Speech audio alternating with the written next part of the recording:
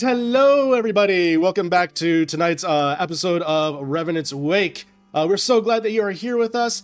Just as a little bit of scheduling news and just upkeep, all that kind of stuff, this will be the last episode for the year, as we're going to be going on a little bit of a holiday break to give me a bit of a break from editing and all that kind of stuff. But we'll be joining back in the new year within probably about the first week of January, give or take. First full week, I should specify.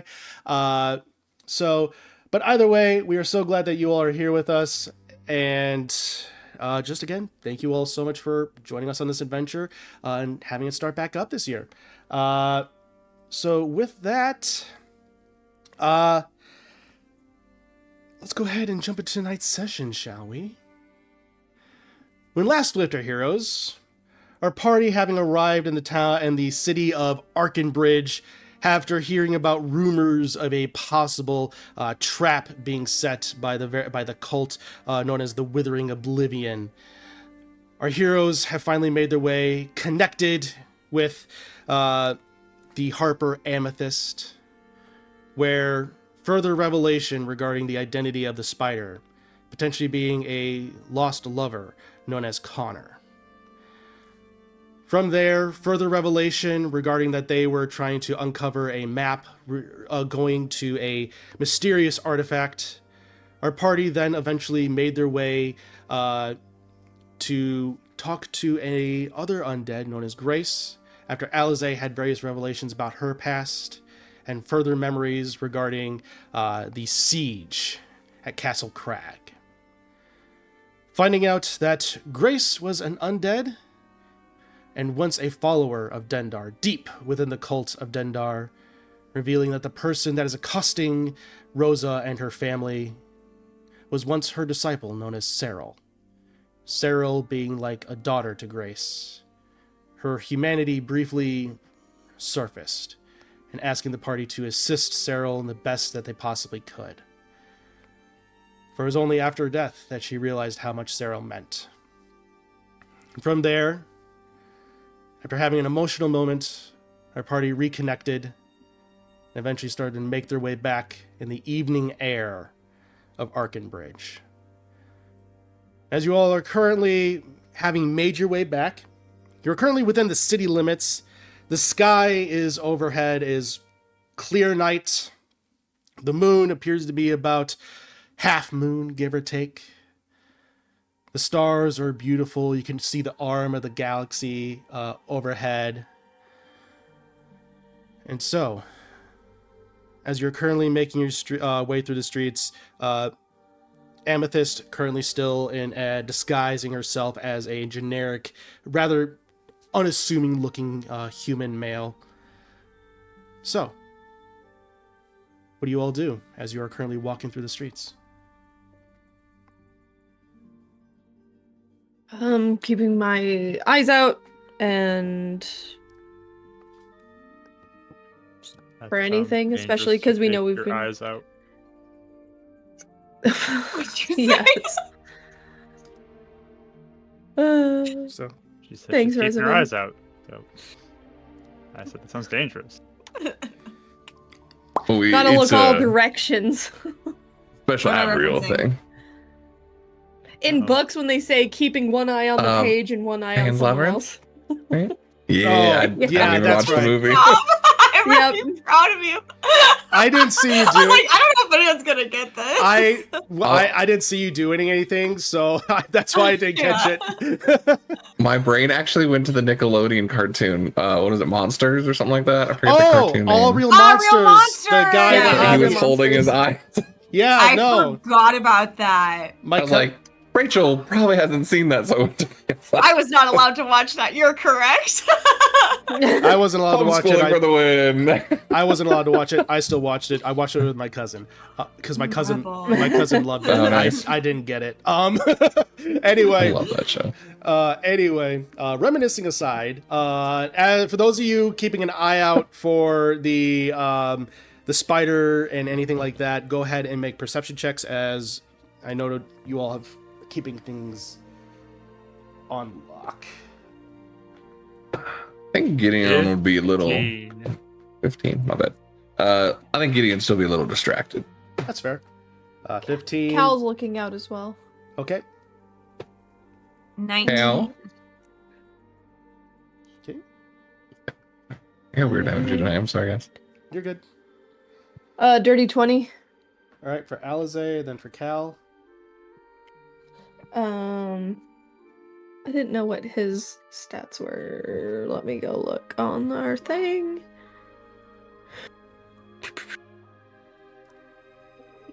That is really tiny. Oh my gosh. I have to like squint. Goodness gracious. 17 plus what's perception is wisdom? Yep. So just add 1, 18. All right, 18. So as the three of you, as well as Cal probably kind of like on your shoulder a little bit, Alize. As you all are kindly scanning, just keeping an eye out for things, Amethyst is also kind of seemingly a little distracted as she's kind of keeping her gaze directly ahead. You all don't really notice anything about, but that's also kind of strange, as none of you see any harpers on the roofs either. Blink. Okay. Well, we were told to expect that though too. So Possibly, but you also did notice some. I will say you did notice some harpers on the way back as well. Or on the way there. On the way there, I should say. So I think one person I think did, right? I was the only person Yeah. who saw it Yeah. disappear because we were told that they should not be seen. That was True. what Amethyst told us. That's fair.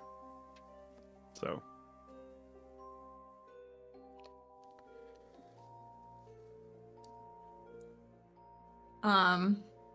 But yeah, I think Rosa would be definitely keeping an eye out, but she seems like she's thinking a lot. She's pretty quiet. I think keep walking. I mean, even though we're not seeing any. Anyway, we can get maybe a hot dragon whiskey before we go to bed. Something. I'm sure there'll be some of that down in the holdout area, so there's plenty of drinks of your choice along those lines. Along with Perfect. water. We'll pay for a bottle. How's that? Oh, the Harper's expense for things. As if you want to buy it, you absolutely can. But if you just want a shot, I don't think they'll mind all that much.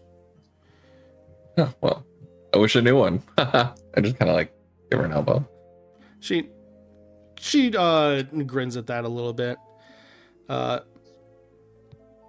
eventually, as you continue to make your way, Rosa, you notice almost as you're trying to turn the corner, you suddenly see a little rat paw kind of come out from your shawl a little bit and point directly ahead. Okay. Little security system going on there. He rolled a natural 20 on his perception. Oh, nice. He's taking his job so seriously. So funny. It's gonna get so much cheese. He's gonna get so much cheese tonight. Yeah. What do I see? I'll like immediately look. Like what? So- what is it? Having been pointed out, you look down this passageway, one of the direct paths leading to the Library of Majesty. You see that's like a fountain that you've walked past before, but strewn about it are various bodies, clearly not moving. Some seem to be adorned in Harper garb. Others seem to be local guards. You gather that they're probably about 6 or 7 that you can tell just from this quick glance. So how far away is this? Currently, this is standing probably about 50 feet away. Okay, and they're all in the same area? They're all in the same area, kind of spread around this fountain of sorts. So you're kind of turning the corner, and this is what you're able to see as Tyler is pointing it out to you first and foremost. Okay, I was probably walking kind of near Amethyst. I'll grab her sleeve. Stop. Look. Amethyst then points out to you all and points down. Well, that ain't a good sign. That doesn't look good at all.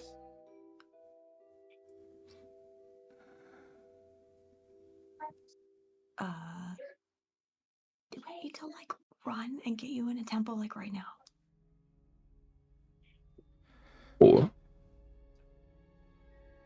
Or what? Well,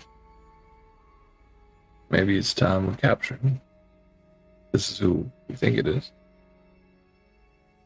If this is who There's a lot of bodies over there, Gideon. Just a thought. Say if this is who we think it is, then there's no capturing him. Either he's going to kill me, or he's going to get away. You've said it yourself. He can teleport, yes? He seems really powerful. I don't know. This could be the trap you're talking about. Yeah. If we see that some of these bodies are Harper bodies, do we recognize anyone, kind of from our viewpoint? From your viewpoint, you can you're within a dark vision range, so you can go ahead and make a perception check. There are some torches nearby to help light the streetways. So, Gideon, if you wanted 23. to, okay. What was that, Rosa? 23. 23, 22. You said, Alize? I said 14. 14. I'm sorry. No, you're good. I got a 17. 18. As you're kind of scanning and looking down, Alize, from your angle specifically, it's hard to really tell. But with Gideon and Rezavin, you swear you think you do recognize some. Again, it's just hard to really specify. But Rosa, you look and you do see the dwarf that has been around is currently lying right next, almost purposely leaned up in a sitting position on the water fountain. Do I see breathing at all, or do they look dead? With a 23, it doesn't look like he's breathing. And you'd probably be the only one that'd be able to detect that. Okay. Do you want me to go up and take a look?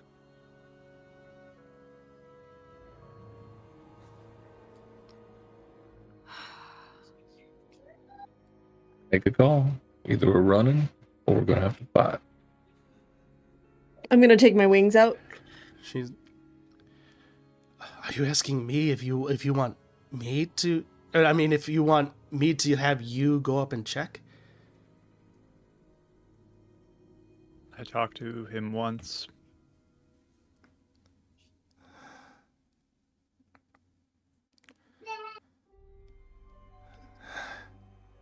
I don't know. I've already left.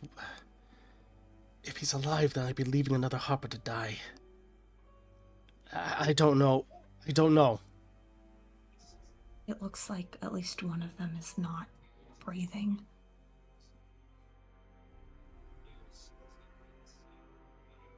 I can go up there and see what's happening. If that is what you wish, but if you all think it'd be smart to head to the temple, then I'm okay with that. I'm not gonna lie, I'm slightly terrified right now. The idea of someone that is clearly wanting me dead could right be around that corner. Right. We can always keep making our way to the temple quickly and alert some other people. And they might be able to have clerics or others on hand who can help heal or at least take. How far away are we from the temple again? Sorry. You're a little bit far. You're a little bit farther from the temple. You are currently about. Let me take a look at my map here. Map. Look at the map. You're well over 100 feet away. So you're probably closer to about, if I'm counting right here, roughly 200 feet. So effectively several turns away from. Okay. And that's getting to like the edge, and then there's getting to the door, all that finer details of movement speed. Right. You all Okay. can keep her safe. Watch her, and I can go forward and see if I can learn anything.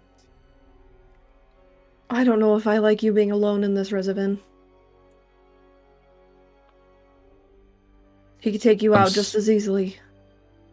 I'm so sorry. How far did you say it was? To the 200 feet. about 200 feet to the temple. And then it's like 50 feet away with the Yeah. harpers. Yeah, so about 50 feet and then another 150 feet, and you'll be able to get to the temple. Can I look around again? I feel like Rosa's already feeling like he just is here and waiting for us to make a move. Like, Yeah, Right. this is a trap. yeah. Go, I don't know if I can see him at all or. Yeah, go ahead and make a perception check. This is what I rolled so bad. 9. I'm gonna look as well. Okay. 18. 19. 18. You said you got 19, Reservin? I had 18, she had 19. Okay. There was a little overlap. So, as you both are looking, gonna make sure. Okay. You don't really see where he would be hiding, but there's plenty of alleyways between the gaps that he could be hiding and residing to the shadows, using that as an ally.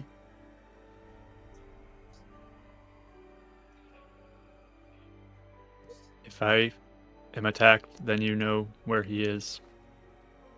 You can get her to safety, and I can try to escape. We need someone still- maybe on backup for resident, and then the other. I'll Yeah. do it. Get him. No, I will. I can get there twice as fast with spells. You're a better block and shield, Gideon. No offense. All right. You three can watch her, as we know she is targeted. And if it comes to running, I can back up Rezivin. Rosa can turn wild shape, and you can possibly carry Amethyst here and Rush. I'll probably be staying as myself for healing purposes. That's fair. And I am fast. I can try to catch you all.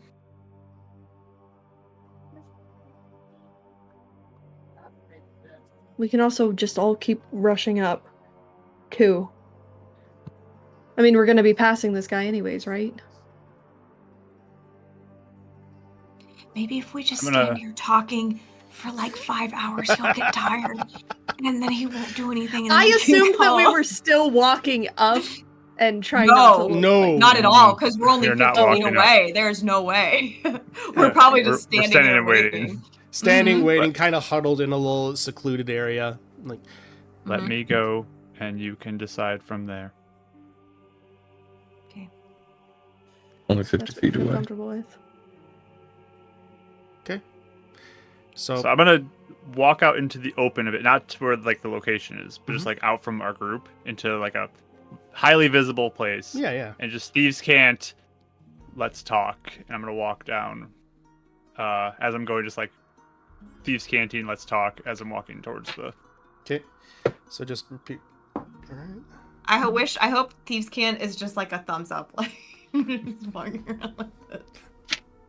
You're like this. Just finger pointing, just like finger guns the whole way down. So as you are just slowly making your way, giving the various hand gestures to symbol, hopefully to Connor, regarding all this, eventually you do make your way up to the fountain. There, If I may, yes, take the dodge action with every action. Yes, Every 6 seconds. Every 6 seconds, taking the dodge action. That is a respectable clarification. I like it. Yes. Wait, so it's like step. More of. I mean, I'm just ready to evade anything. Yeah. More of just keeping the constant side eye, being very aware of his surroundings. So, as Revenant is currently making his way out there, what's everyone else doing? I'm readying. Being an on guard. action. Yeah. Okay. I got my spear, but I'll turn to her and just go. Don't you want to try and save him? I already saved one. I do, but I don't know how far gone he is. There's also a little bit of things of she didn't want to necessarily see me wiped off the face of the earth. Okay. So as much as I would love to, Target. yeah, exactly. She's the target of his rage. I don't know if he's gonna listen.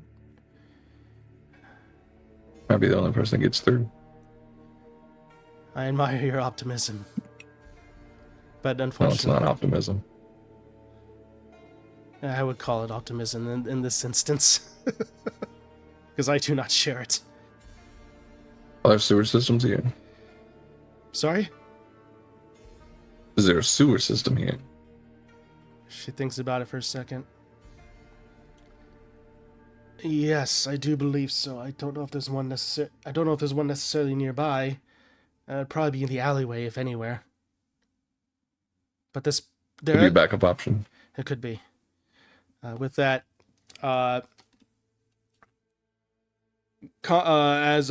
Revenant, as you are currently approaching, you do look down. You do see the dwarf there, kind of leaned up against the water fountain. What do you do? Walk into the open. Okay, you're currently out in the open. Look around, waiting to see if see anything. Okay, go ahead and make a perception. Anybody approaching? Go ahead and make a perception check.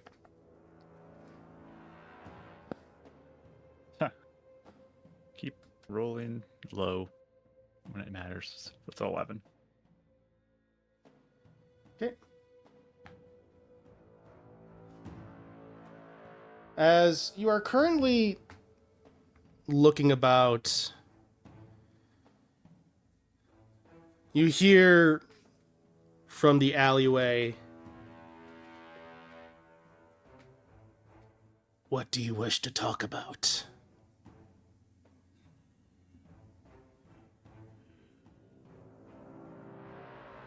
I think we need to discuss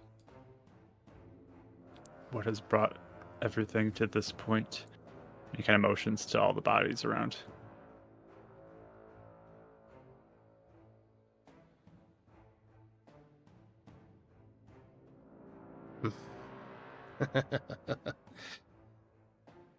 Kind of slowly starts to walk out, but you can definitely tell he shares the same caution as he kind of keeps his eye looking around. And at this point, he doesn't hide half of his face. The whole face is revealed. And again, it's just this decaying mess of a face.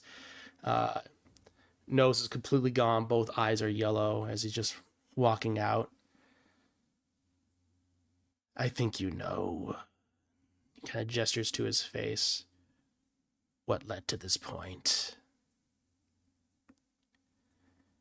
And she's right down that corner."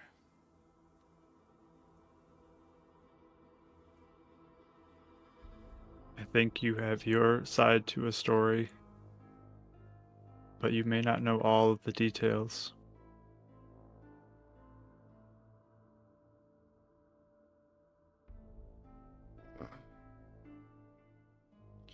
That may be. But still, she wounded me. And that needs to be corrected. How did she wound you? Look at me! And at that point, you all do hear that echoing as it does echo. Do you not see how she wounded me? I am like this!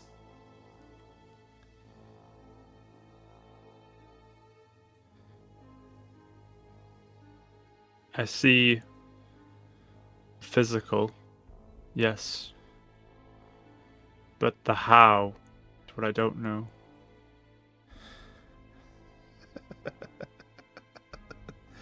He just gestures to the symbol around his neck. As I lie there, wondering how she could do this, a voice called out to me, offering me recompense.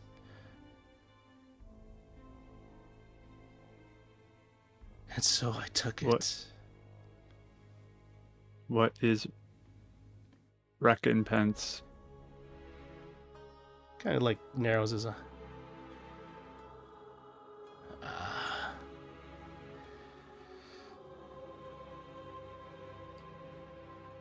Justice, I guess you could say. An eye for an eye. She took my life, I take hers. And everyone involved gets punished as a result.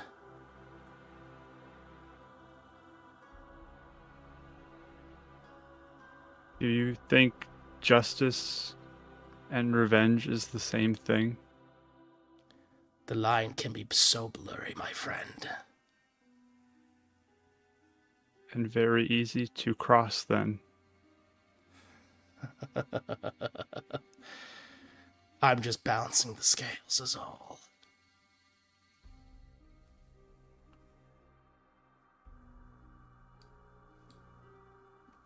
So, I ask you, as he kind of slowly begins to, get to make sure I get the right weapon. As he slowly begins to draw a blade, so I ask you, are you going to get in my way?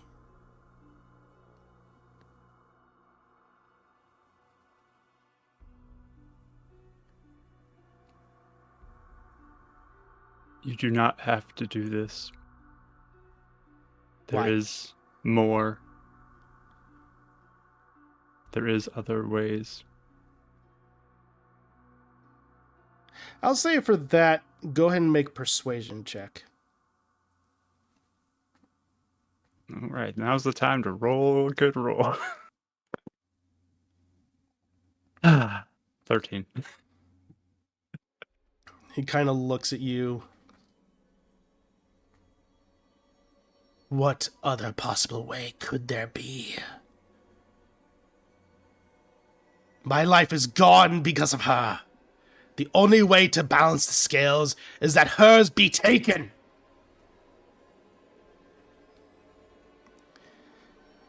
And this withering oblivion promised me to do that.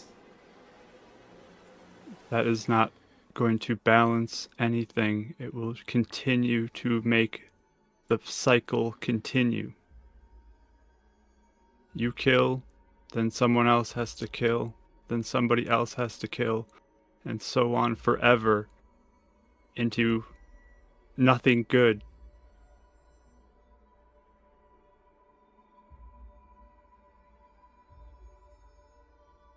I'll say go ahead and make a persuasion check. And what's everyone else doing as this during all this? Because you are able to hear specifically the spider's voice echo whenever he yells. And Amethyst, I'll say, is her eyes are kind of... She's nervous, obviously. Don't need a Yeah. big insight to determine that. Can you give us a small rundown of like? I know we're secluded. Are they Yes. like on a They're just in a street. streetway, a bridge? Like, is there a way to like get around? Like, kind of Yeah. what's some of the layout They're that we just could play Yeah. with? They're just in the street. 1 second. They're basically just in the street. It's very simple. So there are definitely alleyways you could potentially try to use, if you wanted to, because it is a street with a kind of compact city layout. So if you wanted to use alleyways, you definitely could. But right now, I'll say currently, largely, this is what the area typically looks like. I thought he got put. So I rolled a 16 for my 16. persuasion. Okay. So with that 16, And where are we in relation? Sorry, you my are bad. so effectively you're on the other side of the building on the top. So Gotcha. so with that 16, you can definitely tell that he is looking at you, eyes narrow, kind of pondering the next move and kind of things like that, trying to figure out what your game is.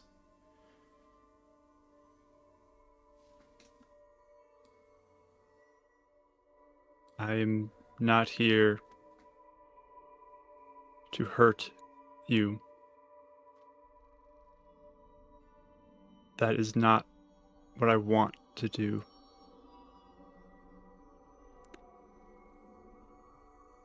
From what I've heard, you were once a very different person than you are now, and had very different things that you lived by.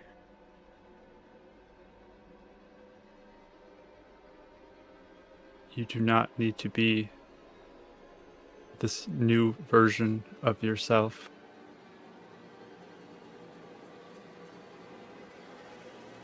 I have seen others who go the same direction you're going, and it never ends well.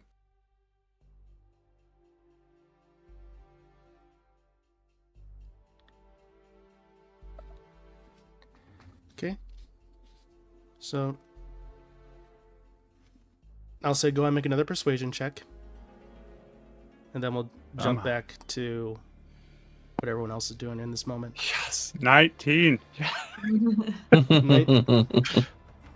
19 total? Went up, that's good. Right. 19, yes. Okay. I'll write that down. So, in that moment, as Revenant is trying to appeal and you're hearing kind of the echoes of this conversation a little bit, I'll say you're far away enough that you could definitely hear portions of it because it's not a quiet conversation at this rate. So you are on the other side of this structure witnessing this happen. So what are you all doing? I'm trying probably to keep going forward. Okay. I mean, I don't know what So- else.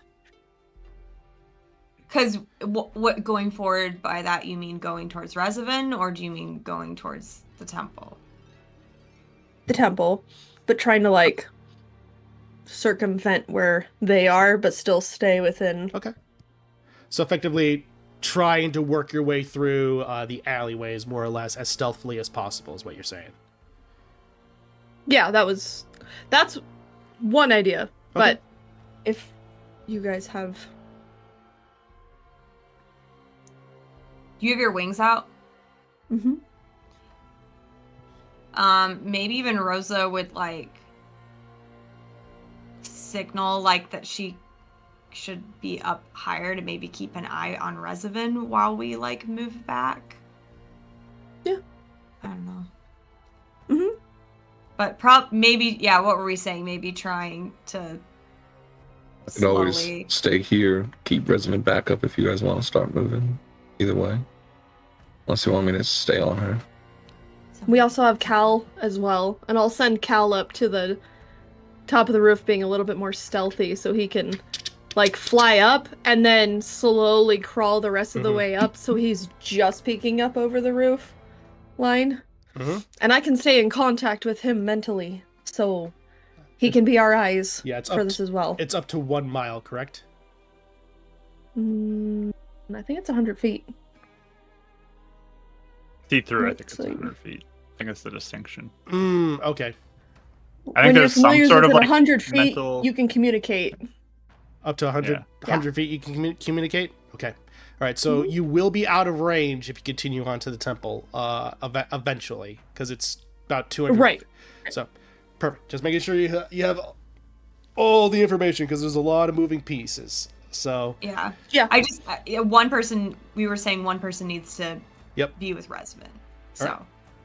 Yeah, so... Okay, so I'll have him do that while we start sneaking around, and if anything starts going south, then Alize at least will fly up and over, because she can get there really quick within 1 round, as long as we're still within 60 feet. If we're that close. No, we're already 50 feet away, so we're starting to move away. Right. So, like, that was why we were saying one person stays to be Rez's backup. So, do you want to stay and be Rez's backup, or do you want Gideon to stay? I'll stay. Okay. And if you can get fast, honestly, then you can go whatever direction ends up exploding, potentially. Good. Okay. All right. So Gideon and Rosa with Amethyst. Alize is staying behind. And then Rezvin is continuing to try and persuade Connor down. So as you all continue on, I'll say at that point, Rosa, Alize, and Gideon go ahead and make stealth checks. Alize just to remain hidden. And Amethyst will also make a stealth check. I'm pretty sure I have a re-roll that the chat gave me, right? No. Well, I will guidance myself. I was gonna say, luckily, this is a group. This is technically a group check for the three of you. And Alice and Amethyst did in fact roll a natural 20. I did as well for a 25. Thank God. I rolled 24 total. Hey! I rolled a 1. Oh. For a total of 4. Oh, sorry, 26. Okay. All right. So, as a Amethyst catch Gideon or something like that. Mission Impossible style. As the three of you are starting to make your way basically like through the alleyways and through the bit more of the shadows, Gideon, with your lack of dark vision, things are a little bit more rough as you're basically relying on the light coming in from the alleyways with the torches. Technically do have dark vision, by the way, but yeah, that's fair. So either way, yeah, no, you're good. With that, you're still moving at this pace a little bit more slowly and quietly, methodically. You almost bump your knee on a crate, but Amethyst is able to basically block you and is like, careful, it's gonna be all right. We're gonna make it. All right. So that's at least one successful check. And as you continue on, Alize, as you continue to watch, you're watching just this conversation unfold. Things seem to be rising in tension, but it also seems that maybe Rezvin is able to is maybe calming Connor, but it's hard to tell. And I'll say, as you continue to work your way through the alleyways, heading northward, I'll say, Gideon and Rosa, go ahead and make through me another stealth check, as Amethyst is assisting. for various paths that would be best to get there while maintaining a wide gap. So, did you say advantage because she's assisting? No, or you're saying she's assisting in the best path. That's it. So. Oh, okay. Definitely not as cool this time. All right, so 11. 21. She got Wildly different. And Amethyst got a 22. Alize, you're continuing to watch. Everything seems to be going well. You're muted. You're muted. Hmm? Sorry. Alize. Oh, B. Oh. Sorry. Zen's in a You're good. screaming, I just want to hang out mode, so You're fine. I want to, as I'm stealthing, I have Cal still on the roof. Yes. I have made my way probably into an alleyway and watching from like a safe place, but stealthy, right? As for that nat 20. Can I is there anything in this alleyway that he's like any bodies, or were the bodies further behind? The bodies were further behind. So there's nothing even really nearby that you could grab without being noticed, because a lot of the bodies are almost also intentionally put out in the open to be spotted. That's fair. And there's just like crates and different miscellaneous things over here. It seems like you're next to a potential shop. Okay. Is there any fabric or anything? Or go ahead. I'm trying to see, basically my plan is, if it seems like it's going south, is to pretend like I have an amethyst shaped figure next to me and looking like I'm protecting her, so that if he thinks, oh, there might be someone up ahead, or if they make noise up there, then I can make a distraction to then be like, no, she's here, and basically fake. Okay. Just as a backup, just to give him another minute or two if, Sure. something goes really south. I'll say go ahead and I'm being quiet, though. I'll say go ahead and make a perception check. Okay. 15. 15? As you're kind of looking, you do see what looks to be a bit of a loose, almost red type fabric that seems to be loose in one of the crates that you could potentially use. In order to get it, I'll say go ahead and make a sleight of hand. Okay. Get it quietly, I should specify. Yeah. Sleight of hand, +4. 18? 18. You're kind of able to... As you're kind of slowly pulling the fabric, lifting up the crate, getting it out, at one point you swear you just see Connor move, and Rezovan, you see this too. And then kind of blinks, looks back at you. Rezovan, specifically, looks back at you, Rezovan. And you keep on moving, Alize. As you're trying to get the figure up, trying to make it look, I'll say that'll be a general deception. And whenever you roll here will be a DC. It'll basically set the DC. Okay. 22. Okay, good to know. All right. So Gideon and Rosa, Amethyst luckily rolled a 22 on her stealth. So as you continue to make your way, you seem to be getting closer and closer. At one point, you swear you look over.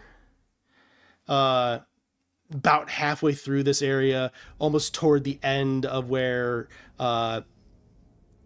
you're starting to get closer. You swear at one point you see what looks to be almost like a person hunched behind a crate, watching the interaction between Rezovan and Connor. Appears to be a human of sorts, adorned in dark leathers and covering themselves up with a cloak.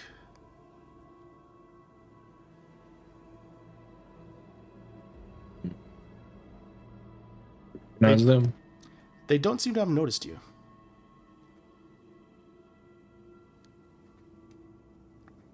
Amethyst, or I'll just put my tap on Amethyst's shoulder. I'm not gonna say her name. And just point it out. Be like, "You recognize him?" She shakes her head.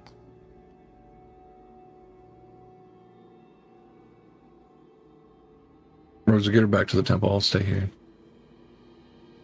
How far are we from the temple now? Effectively, you're probably about 75 feet away. So, one more successful check, effectively, because you're best of 3, you'll be able to get there quietly. Unless you want me to go, but I'll make sure they don't ambush them. This is Thieves Guild or someone from the Oblivion. There might be an ambush waiting for us at the temple.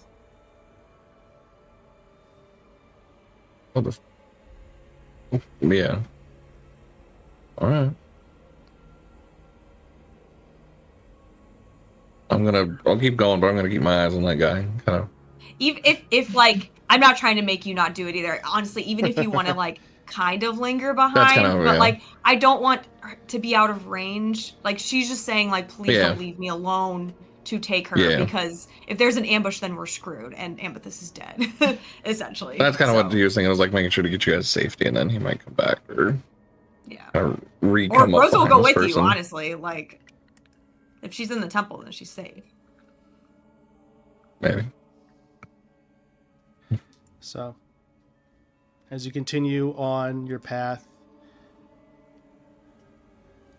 Revenant, we come back to you. Gideon? Ooh, just thought of something super quick. Why don't you send your little friend? Just keep an eye. Your friend. I can't speak with animals right now. I have to cast a whole spell. It's not gonna work right now. All right. I thought he understood you. Never mind. No, he's not my familiar. He's just a random rat. He's closer to an. You guys have that connection. He's closer to an animal companion than. Yeah, he's like I have to cast spells to speak with him. I can't see through him. He's not very special except for rolling natural 20s. Yeah. A perfect moment. So with that, what's the point of being a druid? No, I'm just kidding. Hey, look, I'm coming from like the 3.5 Pathfinder 1E days where druids got animal companions naturally. Ooh. So to me, I'm like, druids should have animal companions. That's my hot take. There you go. But anyway, Revenant, as you're having this conversation and talking about others finding other ways, he looks at you curiously. What exactly do you mean?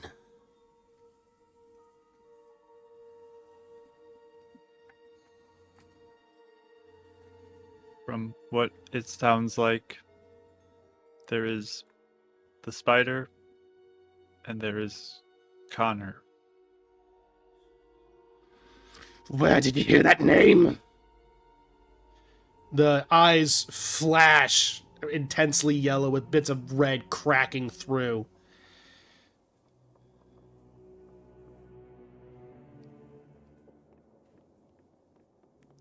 There are two paths.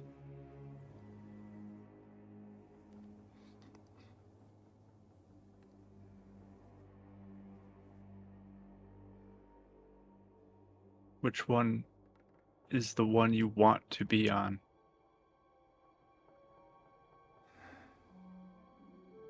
And he kind of like motions to the bodies that are just everywhere.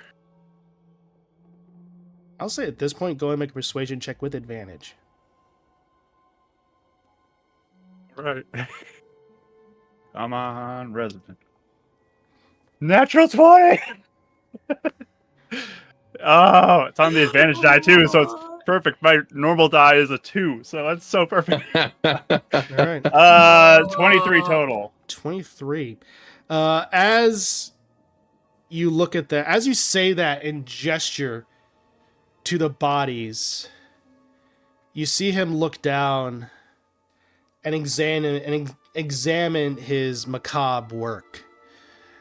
And you see him reach down, kneel down, and look at specifically the dwarf.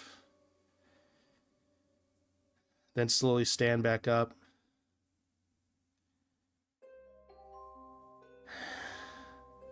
He looks over to you. And for a moment, the eyes slowly begin to fade. Still partially yellow, but you see parts of blue eyes start to appear.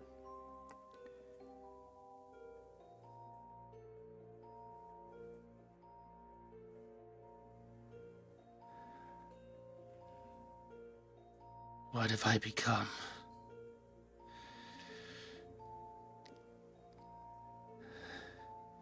I can't.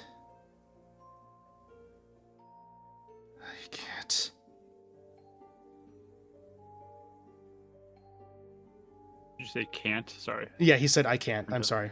Okay. I can't. I wasn't sure if you said more or just... Okay. Well, he goes... Perfect.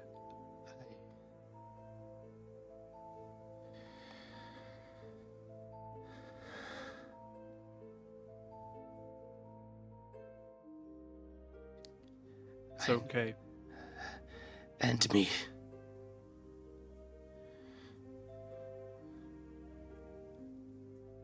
It sounds like the change happened when you heard that voice. I don't think it is a good voice. It not. And you just see him trying to resist. It's gonna make a will save on his end. Dang. Okay. I almost said he's fighting something. He looks, and he kind of looks back, and he just kind of clutches his symbol. And goes, "No, I need to do this." He kind of lifts his sword. You tell lies. You tell truth.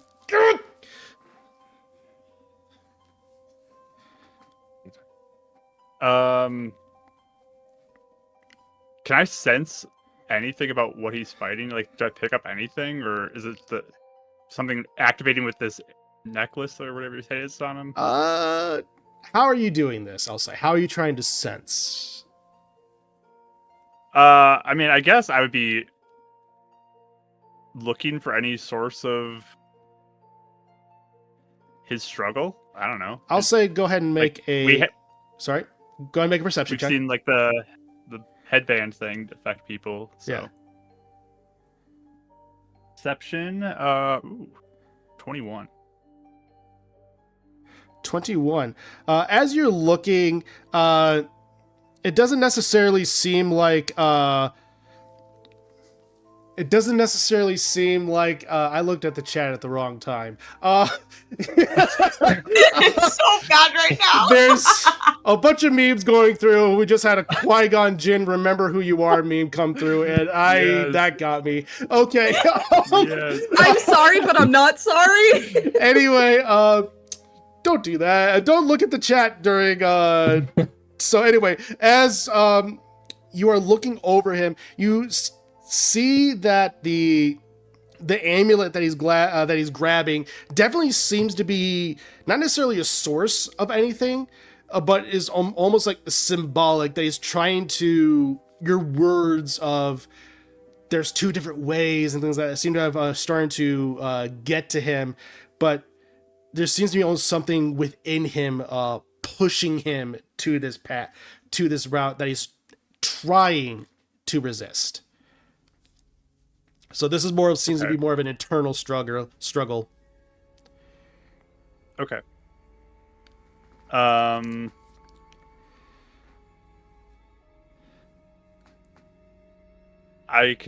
guess I'll just, if you can hold on, I can help you. I have a way to help you come back. as you see the eyes that were once almost completely blue are starting to be again overcome by yellow, as he's continuing to hold on and resist. Not here. Not yet. Get out of here. Get out of here. I can't resist much longer. Get out!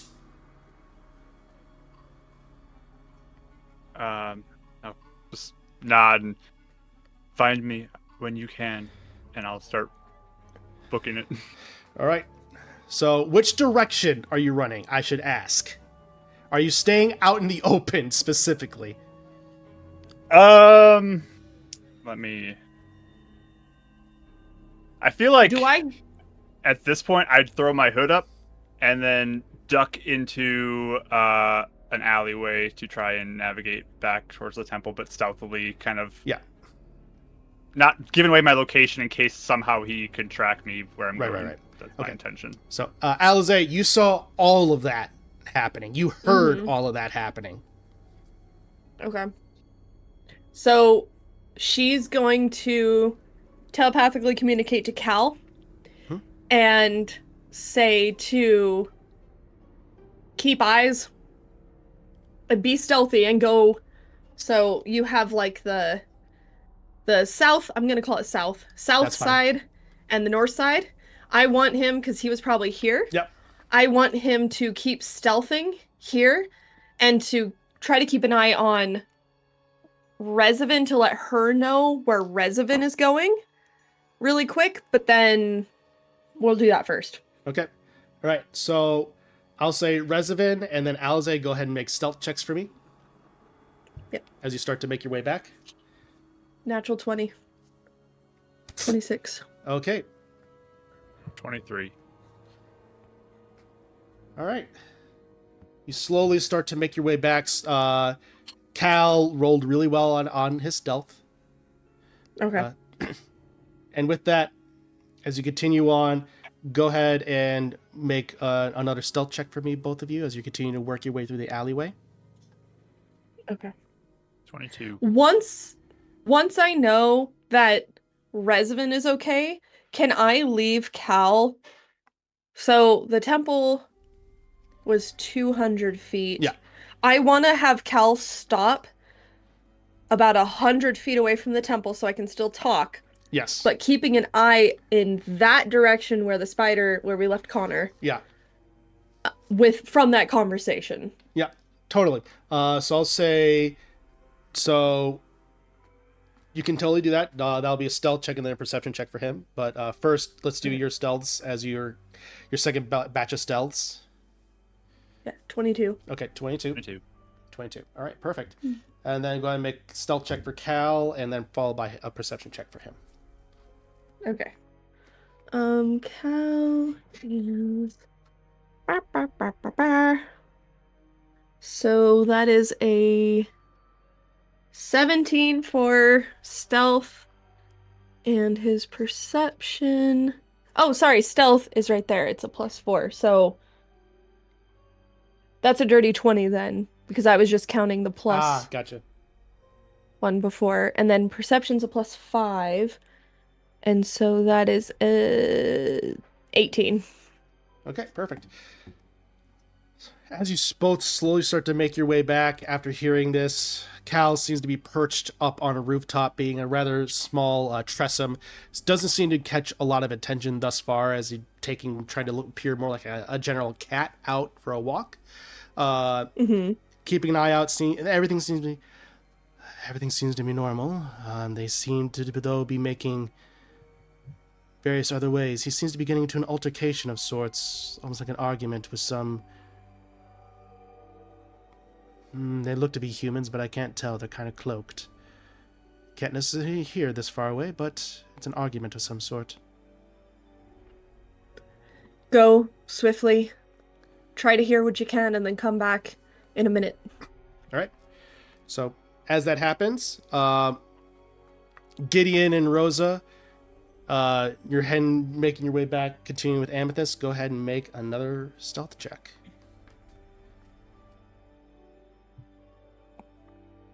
Dirty 20. Rosa. All right. So, Sorry. as you, She was doing great at first. yeah. So luckily, Rose is able to guide you and guide the path to the best route, and eventually, all three of you are able to make your way to the front of the temple, looking around. You don't see anyone as of note, and are able to make your way inside unless there's anything else unless some of you wanted to hang back and wait for the others outside. I think, yeah, like Rosa would kind of like peek in the temple first and make sure it looks normal. Go ahead and make a perception check.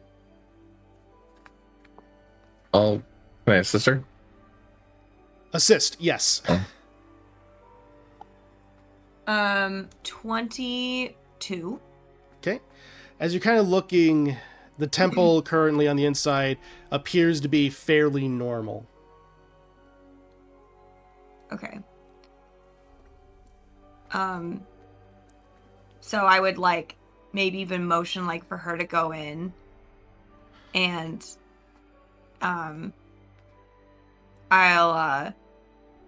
look to Gideon and say, should I stay out here with you or should I be with her? Why don't you keep the door cracked? You can yell out if something happens inside. I'd like to keep eyes on that guy. Okay. So yeah, honestly, I'll stand at the door and I'm inside with Amethyst to make sure she's good, but I'm like peeking out and I'm just kind of like going between. Sure. Perfect. Okay. So as you, the rest of you, we'll go ahead and roll for Cal on stealth and then perception to see if he's able to hear anything.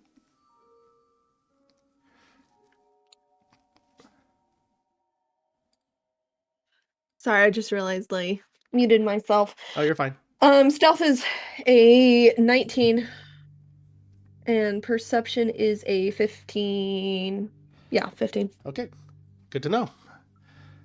And then with that, Revenant and Alize, go ahead and make for me stealth checks again to try and make it back to the temple. I got a 21. 21. Dirty 20. All right, guys. As you all are starting to make your way and colliding into different areas, you start to approach the front of the temple as you see Gideon standing at sentry point, and Gideon eventually, just because it's out in the open, you are able to see Alize and Revenant start to make their way in. Probably about 40 feet out, you're able to see them. Do I still see where that guy was hiding or anything? Oh, he's far away. He's far away. Oh, okay. I thought he was like 70 feet or something. No? Well, you're in front of the temple. He was in an alleyway on the other street.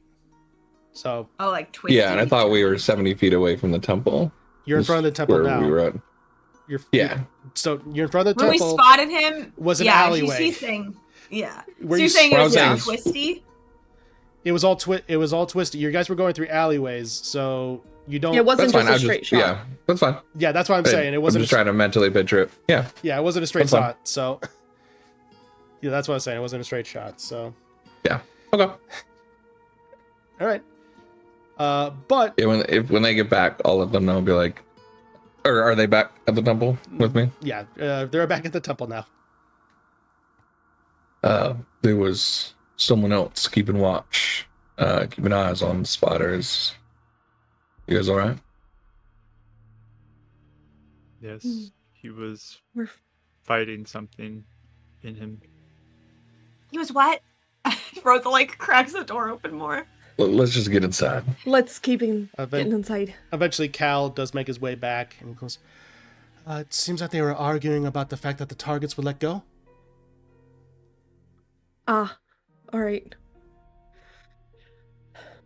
And we hear meow, meow, meow, meow, meow, meow, meow, meow. It's all telepathic. We're just looking at each other. Oh, okay. I think that'd be so funny though. Meow, meow, meow, meow. Meow, meow, meow, meow, meow, meow, meow, meow, meow, meow, meow, meow. This is sponsored by. I'm just kidding. That's the copyright strike. Yep. Yeah.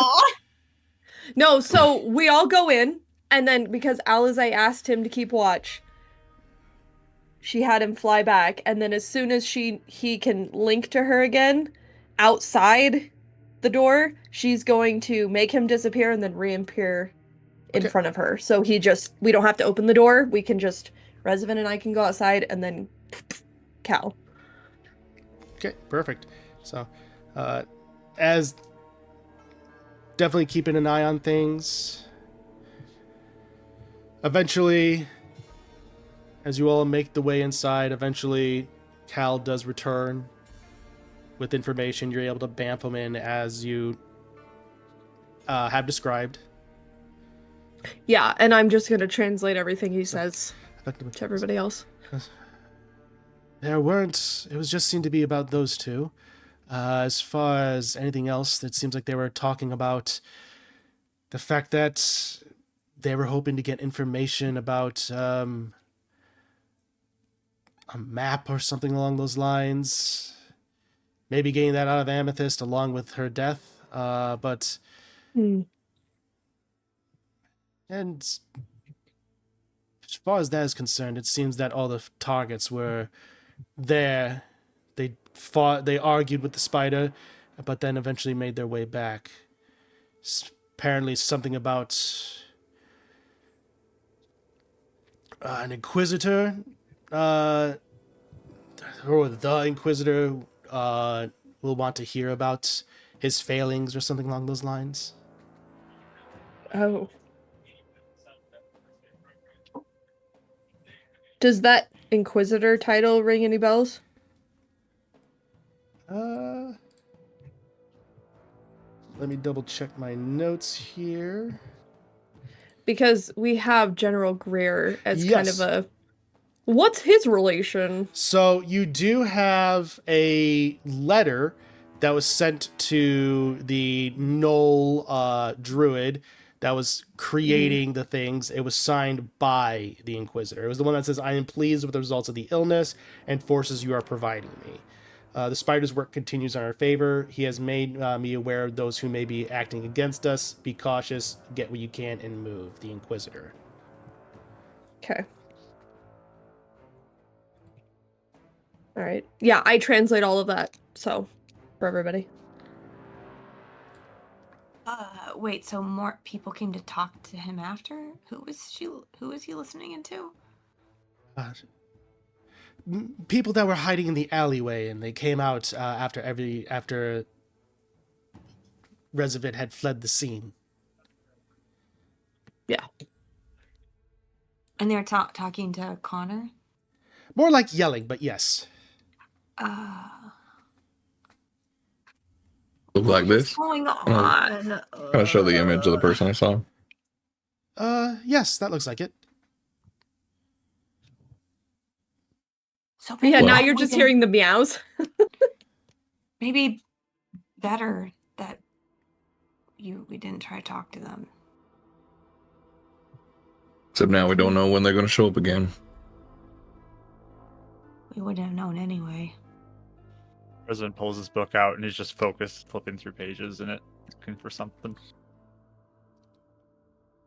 How'd your conversation go? Yeah. Yeah, I was... Here, I'll look. You tell me what you want to look for, then you can tell us.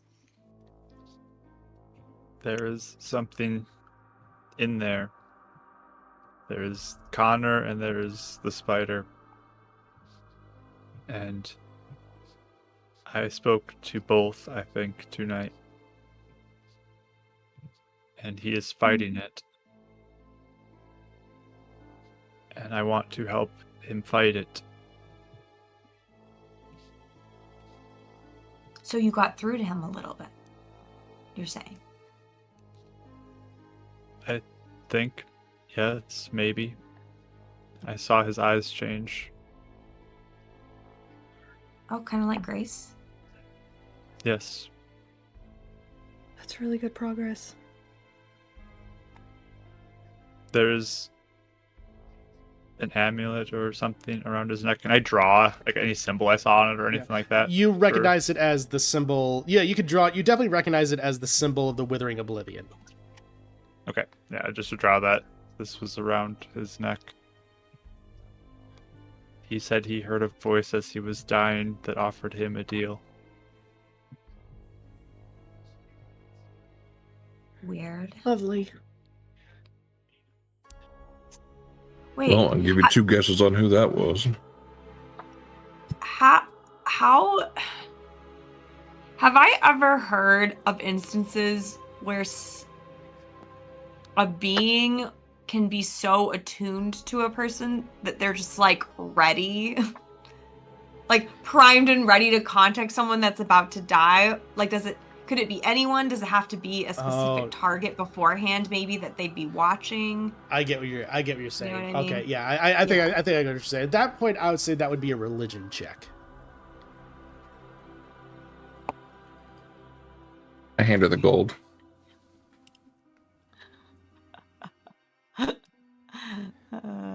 And I would have dropped. Take it. So yeah. I put it in a different pocket from the rest of my gold. I got a 16. 16. As you're kind of scanning and thinking, you do know that there are definitely beings out there that will reach out to basically anyone for anything as long as they get something out of it. Typically these can be seen as patrons where they can offer an extended power. Warlocks are typically seen as this, but honestly that can extend to almost any type of ability. Magical usually, sometimes weapon prowess. They just offer something in exchange. So sometimes there's a contract, sometimes just a general quid pro quo deal of you give something for me, I give something, and I get something in return. So it can be any number of figures. Sometimes people just they sense something and they're like, I can take advantage of this situation. Okay, so there are like stories and different things. Oh yeah, beings being able to do this, and it's not necessarily commonplace, but it's also not the most rare thing you've ever seen in the world. Right. It's entities seeing an advantageous opportunity. Right. Okay. Okay. Which does that undermine the Raven Queen at all? With folks dying? Because if he was in the process of dying and the Withering Oblivion took him under his wing, isn't that snatching from the Raven Queen? I'm gonna say this is Alizé too. Now that I think about it. I'll say it's Revenants. Mm-hmm. Yeah, it's against the natural order.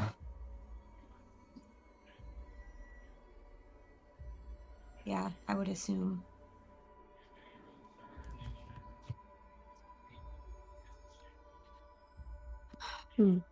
Okay.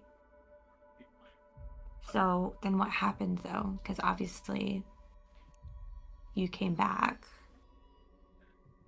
He was fighting it like it was trying to make him attack or something, and he told me to run. I hoped it was enough time for you to keep going, and I ran. You bought us a lot of time. You think this amulet is I don't know, focus? I don't think it looked like the item that was on the head of the other person. But it might mean something, but I think it was more something inside him. Which is why I want to help him. And he'll point to his book again. I mean, and that would make sense because from what we just read, not yesterday. It seems like yesterday. It's just from what we read a few hours ago. I mean, their whole nature is transformed. So he's fighting against a new creation of what he is now, basically. So that's not going to happen overnight. Not only that, but if he has a patron, that's multiple things now. Right. And yeah, all these people wanting him to do things. What specifically are you looking for in there, Resident? Is there like a... something to maybe help protect him from bad things. And player-wise, I'm thinking protection from evil and good. That's just where my mind went. I was wondering if that's what you're thinking. I'm glad you I was going to clarify that. I'm glad you said something. Because that sounded like you were describing. So in that case, I'll say That was a good tiptoe around it. I like it. Yeah, no, great description. I like it. Go ahead and make an Arcana check, since this is about looking for a specific spell. Okay. Can I help him? Yeah, absolutely. Guidance, assistance, all that fun stuff. Yay! I took proficiency in Arcana. I saw too, that. which is fun. Yeah. In this campaign, that makes sense. I rolled pretty good for a 24. Okay, 24. As you are currently flipping through, I'm just going to go ahead and pull up the spell here. As you are currently flipping through and looking for any possible means of protection, let's see.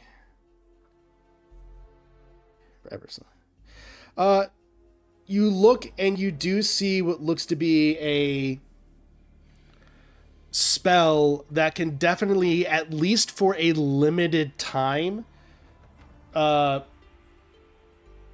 protect someone from from a variety of entities, and it could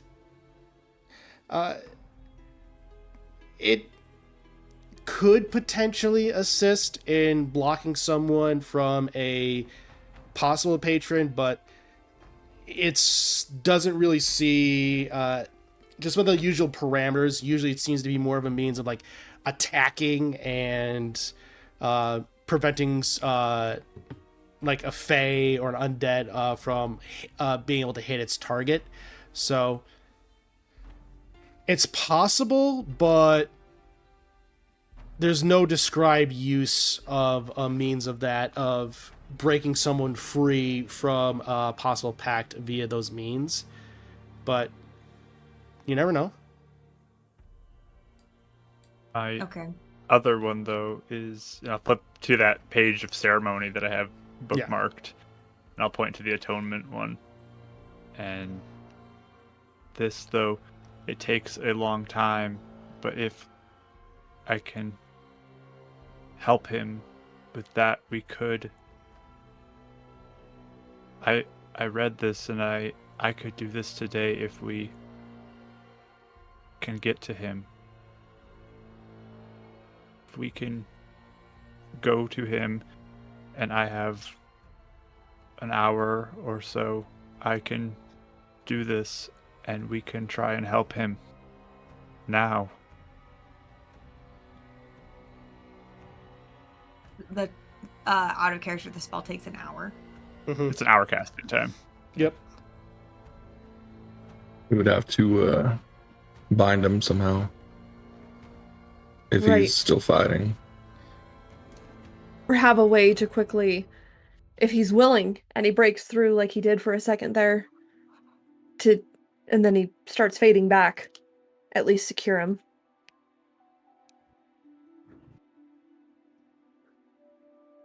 Okay. Well, hold on a second. If I mean, that's kind of what I thought we'd have to do anyway. Together, sometimes getting your words help me do a little more, and if we all can maybe help him, maybe he can be ready, because he needs to be willing to change. I agree. For it to work.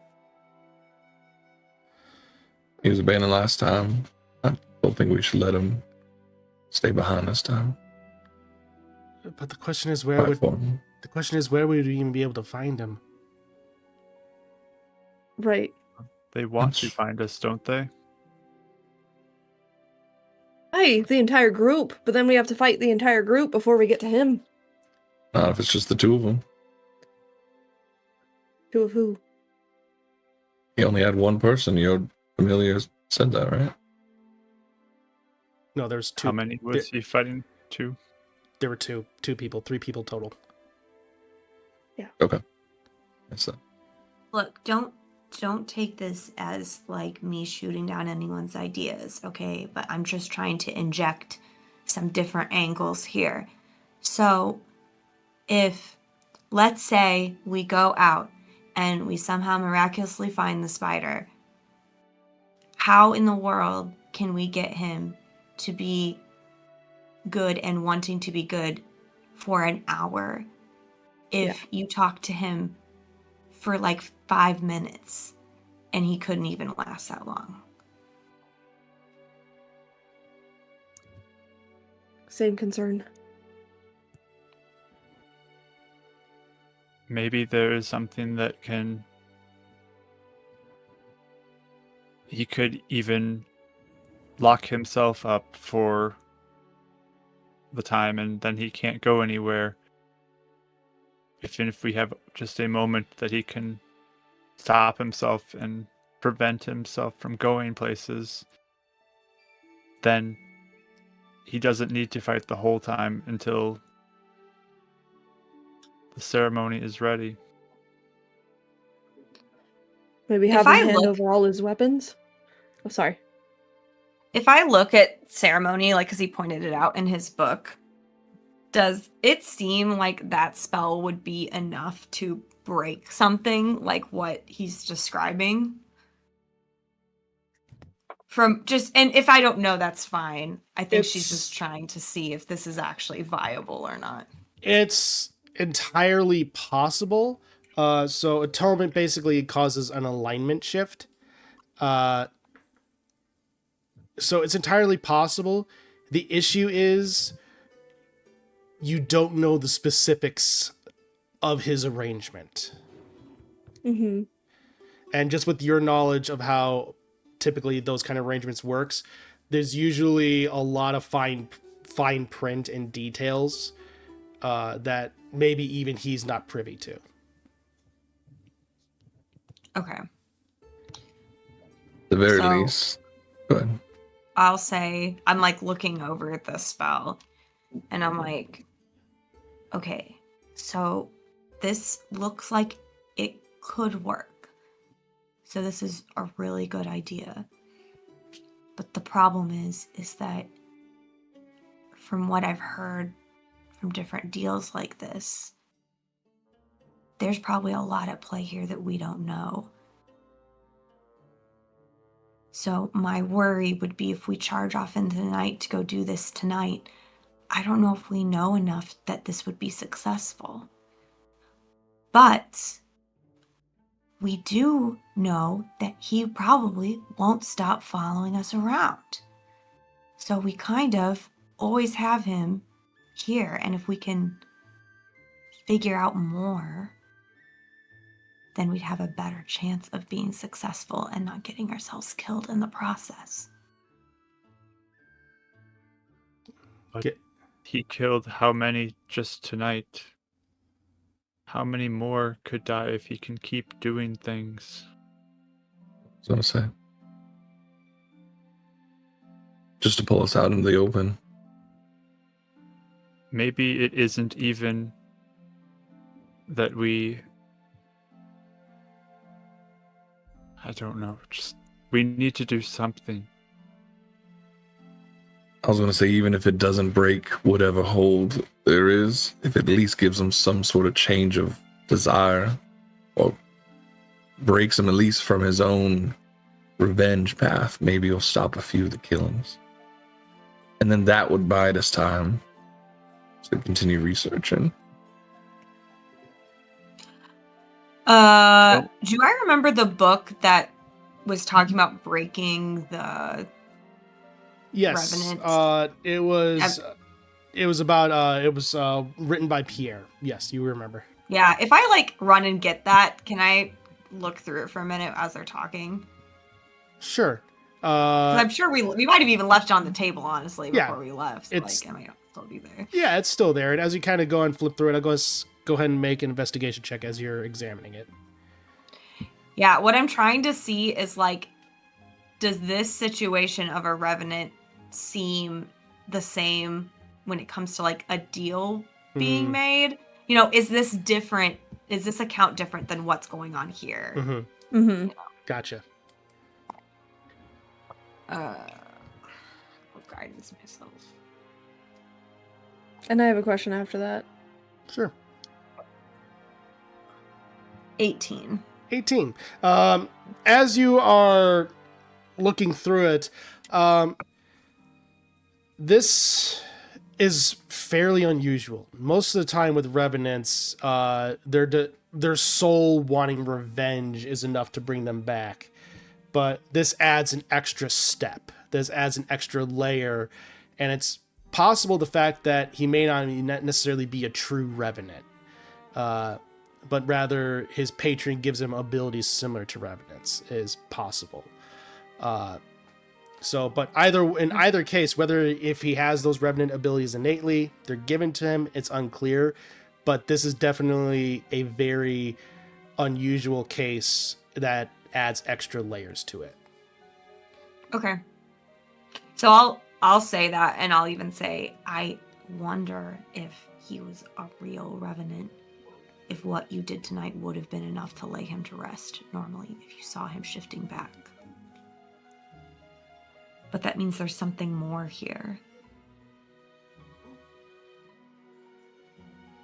But even if it, like I said, breaks him free from that desire for revenge, it could be something that stops him from unnecessarily killing. Maybe it is step one in helping him.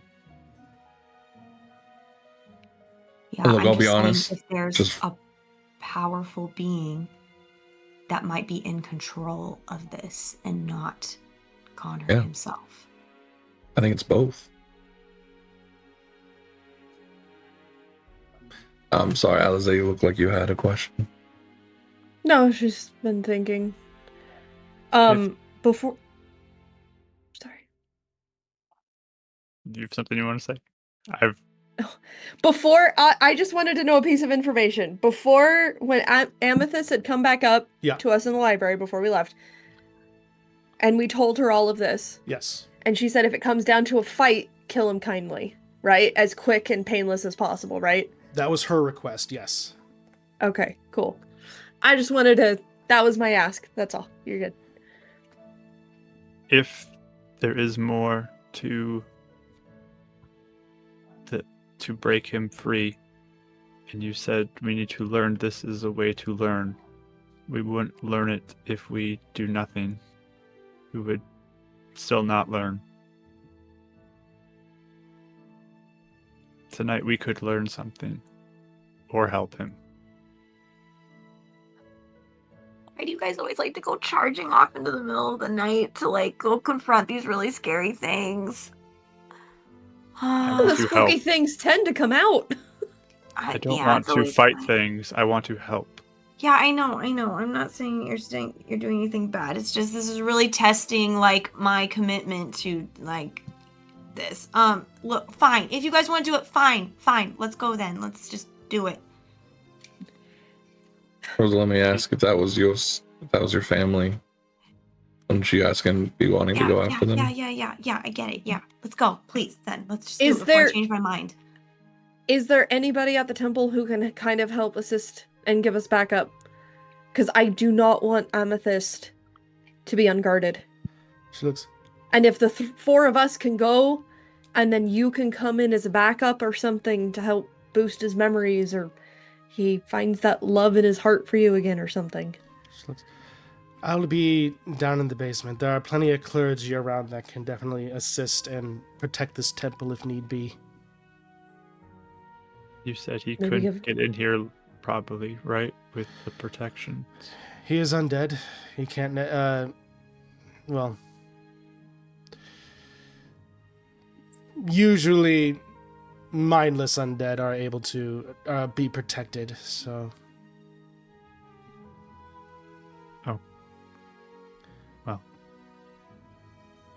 Now that we know more information, that may not necessarily be true, but we will see, I guess. Is there... Did she give us like a sending stone or something? Oh no, she said she'd send a message to us if something went wrong. Yeah. Yeah. Mm-hmm. Can you get out of a place quickly? Oh, yes, absolutely. I mean, you saw our dwarf companion go somewhere. Yeah. I'm nervous about leaving you alone, though, if we don't know if this protects you or not. There will be multiple doors. There are multiple clergy. And I have a means of being able to get out of here and even out of the city in a moment's instance if necessary.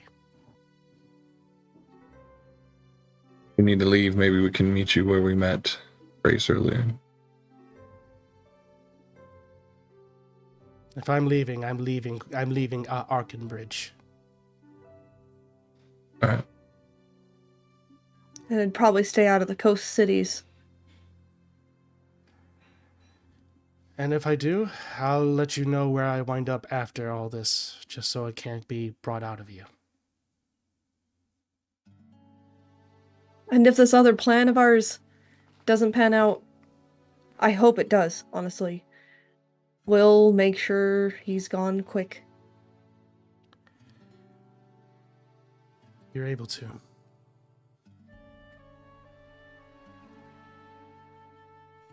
She gives a nod. She walks over to you, Rosa, and gives you a hug. It's going to be all right. I trust your friends. I don't know if this is the right move. I really don't. You could be dead in 5 minutes. I don't know if this is the I'm right... worried about it as well. I don't know if this is the right mood either, darling. But right now it seems like maybe it's worth at least an attempt.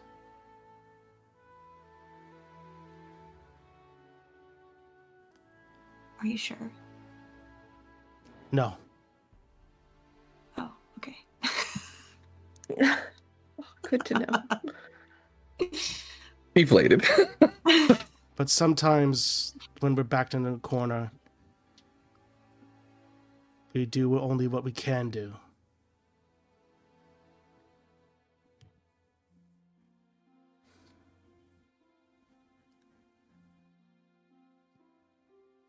With that, she stands up.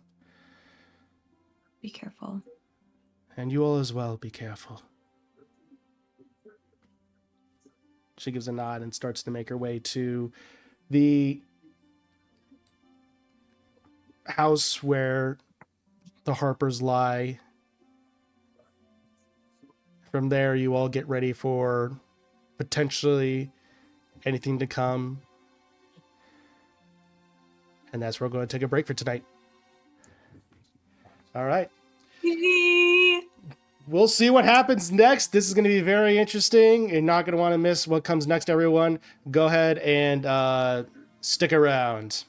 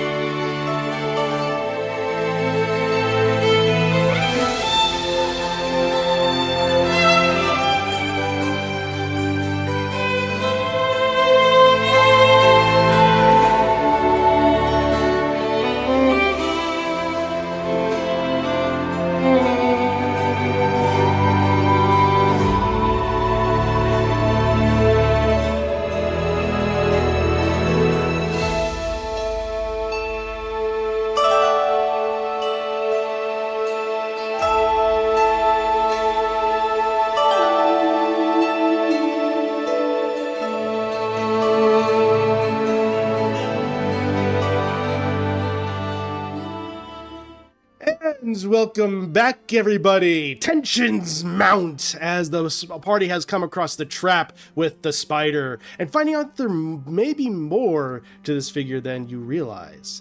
In the hopes of being able to try and see if they can help him, our heroes are trying to see if they can lay a trap of their own to capture their foe. And so we pick up back at the Library of Majesty as a plan has been laid forth. So, what do you all do?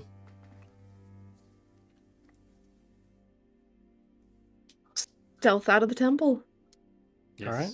At that point, Before leaving the temple, Gideon's gonna just walk up to, assuming they have like Statue of Ioun with like the candles, you know, like that kind of thing. He's gonna walk up and just light 4 candles.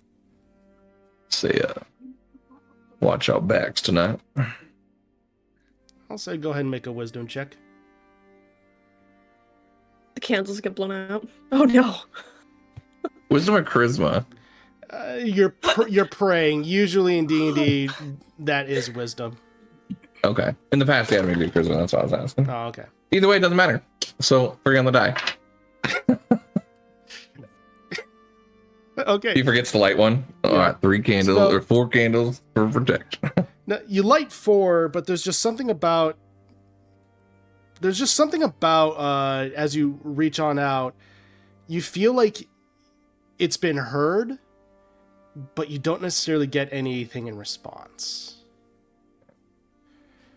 So, Not like it's her fight anyway. So, yeah. So with that, Ooh. as you all then make your way out of the temple, go ahead and make for me stealth checks. Hood is up. 5. 21. 30, 20. 21. 21 as well. Twins, Mark. I will even narrate, since Rosa's stress level is up at 100% right now. She is like so nervous. She's like tripping over her own feet. Like she looks terrified. Like we are literally going to our death right now. So the 4, it was 4, my bad. It's not even 5. The 4 makes sense for her right now. No, it does. Narrative dice, just in the opposite direction. Narrative dice, thank you so much. So, but luckily with your companions still able to guide you in specific paths, even though they catch you in moments to not cause too much of a noise.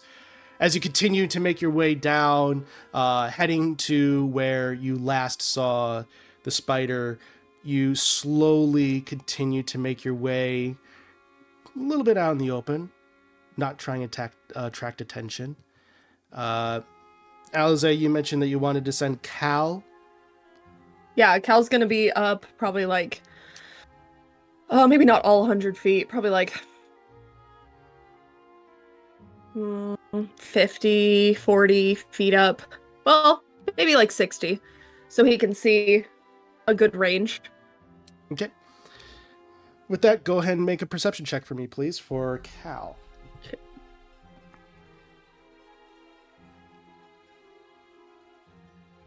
19. 19. And are you trying to see through him specifically? No, I trust his eyes, plus I want to keep my own eyes out. Okay. So. Fair enough. So 19. Just asking him to alert us to any of the folks that he did see. If he sees them, So you're within 100 feet of him, and as you're continuing to make your way down, he goes, yes, I do believe I see them, but I see 2 more strange figures, and it looks like a woman. Tiefling woman. 2 more in addition. And a tiefling woman, and the, it's strange. It looks like Connor might be chained up. Oh boy, wait. The woman, I'm gonna look through his eyes. Yeah. And as you look through, you see that on the other side of that fountain of sorts, you look and you see the 2 thieves of sorts are flanking either side of Connor while the two other mysterious figures appear to be almost like very lanky and pale in skin, with long white strands of hair, glowing blue eyes as they just seem to be waiting around. Bits of shadow are being cast off of them. Massive tongues just going down at the very bottom. But Gross. real quick, with the tiefling woman, as she seems to be having a sword raised at Connor's neck, and there seems to be an interrogation going on about what happened. All right. She's going to have everybody stop. And then have us all duck into an alleyway, and she's going to convey what she sees and have Cal still keep an eye. Okay. Go ahead and make for me a stealth check for him again, please. Okay.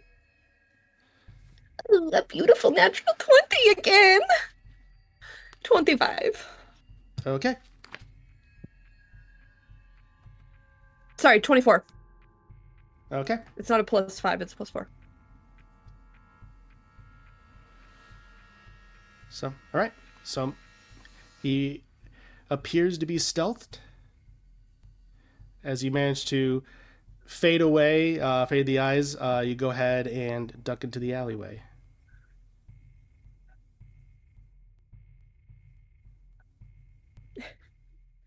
Yeah, so there's a few more figures. It looks like they have Connor chained up. There's a tiefling woman who looks like she's talking to him. And there's 2 figures that Cal had seen earlier, and another 2 figures who do not look technically humanoid. Long tongues. Are you saying that they have kind of tied up? Chained up? Yeah. He might be getting punished right now for letting us and Amethyst go. So we should go help him. Devil's advocate, should we just be going in there? There's far more figures there. That's 5 against 4 of us. Well, if one's chained up, it's 4. No. There's 4, 2, gotcha. 2 and 5. Plus I like those odds. Do I know, with the tongue description, have I ever heard of anything like that? Make a religion check. No. It's too terrifying. I love it. It's too terrifying. I'm too scared. I hate tongues. Ah! Can I think about it? Yeah, sure. I just put up my hand for the gold back. That's a 12. This is definitely an undead, but the type, this is not like an undead that you've seen or have read about before. All right. I just describe it in detail. We're not going to abandon him. Do I have a chance at this? I don't know. I'm going to say no, because at this point, with 3 after 2 fails and a third one, we're approaching metagaming territory. Yeah. Okay. With her describing, I didn't know if that would ping anything for me, but okay. It's fine. I don't need to roll. Yeah. I probably would fail anyways, honestly, because probably. Anything, but yeah. So I'm just gonna grab the spear off my back and be like, "Well, what are we doing?" I don't know. You guys tell me. I'm done making plans for tonight. I wasn't accounting make sure for you there all to don't be. die. Hopefully. I wasn't accounting for there to be 2 more others, undead or not, and without any backup. If it was just the 2 figures and Connor, maybe. I'm ready. Do this. You guys want to try and get in position to stealth if I go out there and be a distraction for a little bit? I don't think I'm stealthing anywhere. Just saying. Well, I wasn't really talking to you per se. I was going to let you start firing from this alleyway, but no offense. Duck into my hood even more. Disappear into the shadows. Fade away. Gideon, I can have Cal be the distraction, and we can just try to rush him as much as possible then. I actually have a plan, just kidding. Rosa. If you guys keep them all grouped in one place, I could do that spike growth again. Fair. Wow. I can also Thinking about combine get that up with there. the rows of Halo Thorns. Okay. They all might group up on Gideon, and then you can attack your thing. You Yeah. be in the middle of it though. Well, Spike growth at the. yeah. It's a wide area. Okay. How about I just bone rush and I'll attack Connor out of there, and as soon as I do, you go after him. Okay. Don't think it's gonna work. Actually, Alizé, you could do that with Zephyr Strike, right? What? Take him? Yeah, pick him up, get him out of there. You're not gonna take retribution strikes. No, okay, all right. Okay. I'm 4'11", and I can only carry my own weight. I'm hollow bones. I do have hollow bones. Have you ever tried picking me up? Where? She's not but- yelling. She's like angry Yeah. whispering. But I figured it was stage whispering. Otherwise, Yeah. Yeah. yeah, I can Well- barely pick up a 10-pound bag. All right. Well, before he gets hurt, let's go in there. Yeah. All right. Is there So an as- alleyway like nearby, just to like zip around the other side, and then you can go up this main one, like really close? yes. Okay, I'll stealth down the other alleyway then. Okay. All right. In that case, everyone who's stealthing, go ahead and make for me stealth checks. Am I stealthing? I don't feel like I am. That Or is, am I trying? that is entirely Well, up how to far you. away are we from where we're at now to where Connor is? You were definitely within 100 feet, just to keep within range. So of the Find Familiar spell. Maybe we'll try and stealth a little bit further up then before we Should I just be with initiate. Gideon? I'll just be with you. Just know I'm about to flare up as soon as I get in there. So just careful. Okay.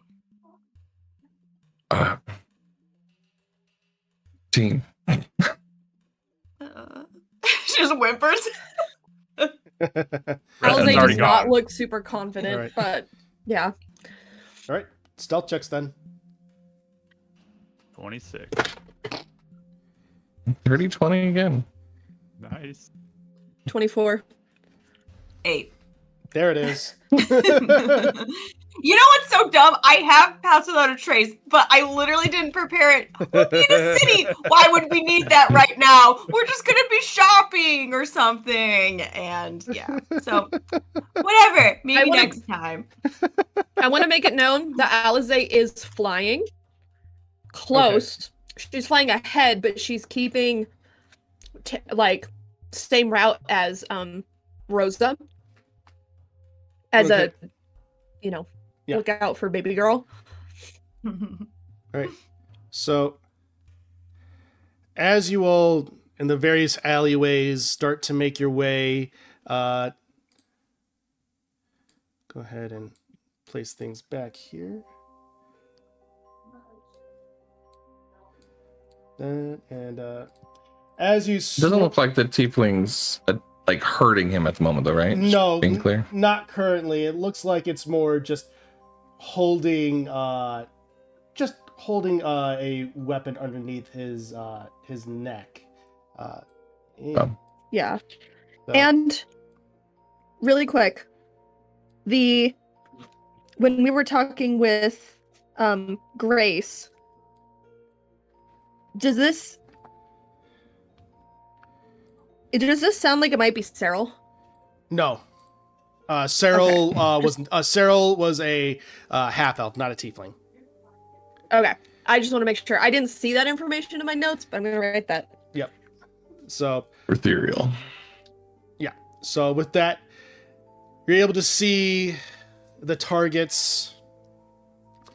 As you get closer, you definitely do see that the thieves seem to be keeping an eye out while the other two undead are just staying there waiting, just and as you go ahead and do, I'll say go ahead and place yourselves down the alleyways that you would be, or up above. You would probably be approaching either the one up top or the one up or the one on bottom, whichever ones you went down. And I'll go whatever's opposite you, Mark. I was gonna go whatever's opposite you. All right. Okay. Different one up So here or here. I guess. Up a bit more. Up a bit more. me? No. I'm talking about them. Oh, I'm Oh, down here, right? I'm in the right spot. I'm good. Yeah, I was saying you guys. I thought you were pointing to these two. My bad. Yeah. Nope. Oh, we're over here.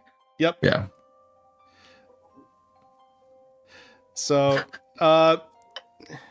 yep. So as you're going flanking, you are starting to approach, and you just hear, "The Withering Oblivion is not pleased with you, Connor. You will still be able to serve his purposes. But tonight I will punish you by sending you to the Chained Madness." And as you hear her say that, Rosa, you, in doing that, you hear a slight tunk. And you just hear... does anyone speak Infernal? Let me look. Abyssal. The sound, was that me? You Or hit, are you saying I heard? you hit something with your 8 stuff. Oh, okay. Gotcha. I was trying to figure out, but then you said I heard it, so then I was like, oh, did I do it? Or I just No, heard oh, it? I'm sorry, Got it. no, It was me! Okay. I don't speak Infernal. All right. In that case, you just hear her speak. "Hat! Nistakuto!" Don't understand. And at that point, everyone starts to get on a little bit alert. I just kind of look around, just kind of like make sure everyone's ready. Because if they look like they're on alert, had something he's going to do to kind of initiate everything. Unless someone had something to do.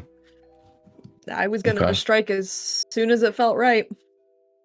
I'm going to cast Minor Illusion on the middle of the fountain and just do a really loud lion's roar to like grab their attention. Okay. As you do, they look back. You do manage to do that, and is there a save against that to determine if it's an illusion? Investigation DC. Okay. Nope. Be Definitely 13. no. Just let you know. The other it looks like you see the creatures, the undead, just kind of look at it. The thieves kind of flank out, but the tiefling woman raises her blades. "It's fake, you fools!" At that point, And yeah, Is that get in. for strike? go ahead and roll for initiative, Mhm. everybody. Perfect. Okay.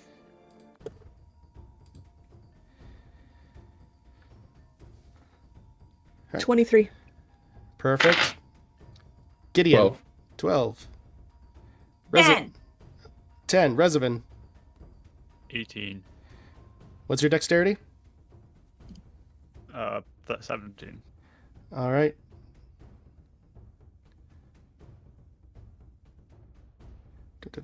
All right. All right. With that, as suddenly hearing this woman cry out, "It's fake, you fools!" Rezavan, you are up first. As suddenly everyone starts to get into positions. Alze first? Or, Alze should be before me. did I? 23. Oh, I need to scroll up. Alice, you're up. I was like, oh, okay, that's fine. I was like, maybe I misheard Mark. No, I just needed to scroll up. There's a lot of You're people. so stealthy, you don't even exist in this So fight. so I know, stealthy, you apparently. fooled the DM. That's my husband's once stealth of 43 in a game. He was just gone from the world. You have a husband? Wow. That's quite a stealth. He's out of existence of our mind. He's so stealthy that he's dead. All right. Who? Okay, let's see. So that is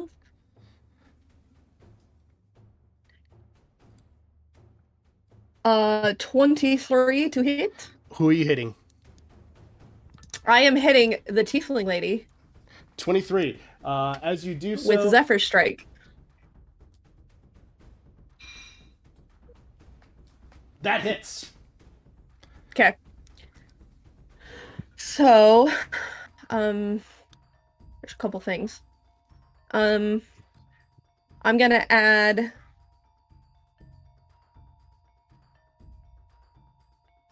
dreadful strikes on top of that. Okay.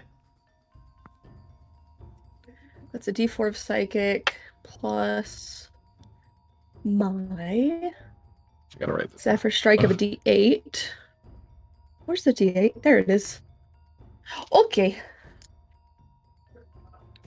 So this is one damage on one attack. Okay. So I'm doing this, and okay, so that's my bonus action is Zephyr Strike. So I'm hitting her. Zephyr Strike also goes. Okay. Sorry, it's been a second since we've dealt with this. Yeah, it's been a while since we've done a combat. D6. Okay. Sorry, I dropped my dice. You're good. Not intentionally. Ooh, nice. Okay. So this is... Do I have to parse out the... Because you're doing piercing, force, and psychic? No.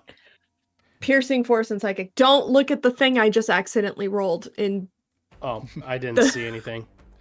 Okay, because that wasn't the actual roll. Ew, what an awful roll. It's fine. I know you roll physical dice.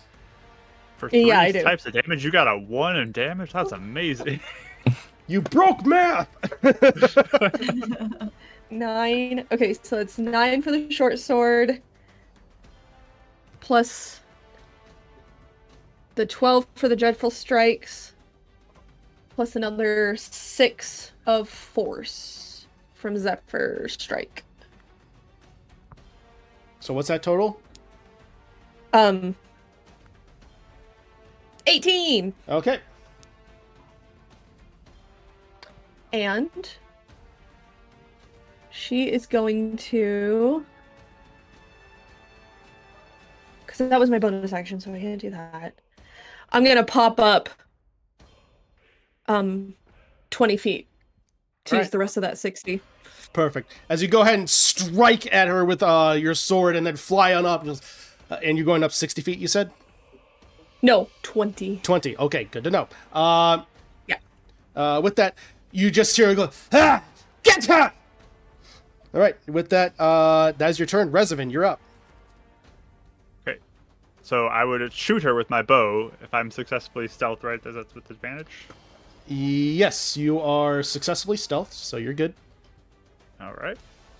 Fire away. Ooh. 23. Oh, yeah, that hits. Nice. I will take it.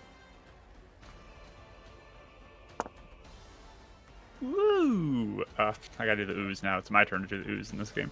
Yay! 13 piercing. All right, perfect. As you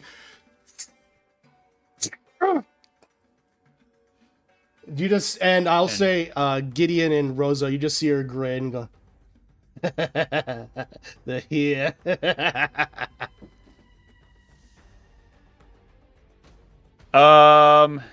And with that, I'll slink into shadows, kind of like maybe in like duck through the bonus action hide, as I just kind of like duck in the darkness of this alleyway and take another bonus action. All right, Hide. Go ahead and make a stealth check for me. All right, 22.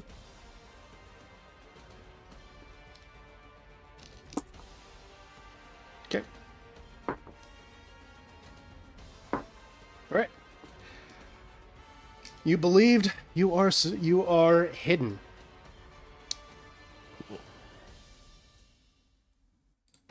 So with that, seeing as currently you're the one that's visible, Alize, you just see her just channel into a little ball of energy into her hand, just going, now we can take you all. And you just see a bit of almost shadowy like energy come from her hand and come and try to hit you. That is going to be a 19 to hit. Yep. All right. He's going to go ahead. As she deals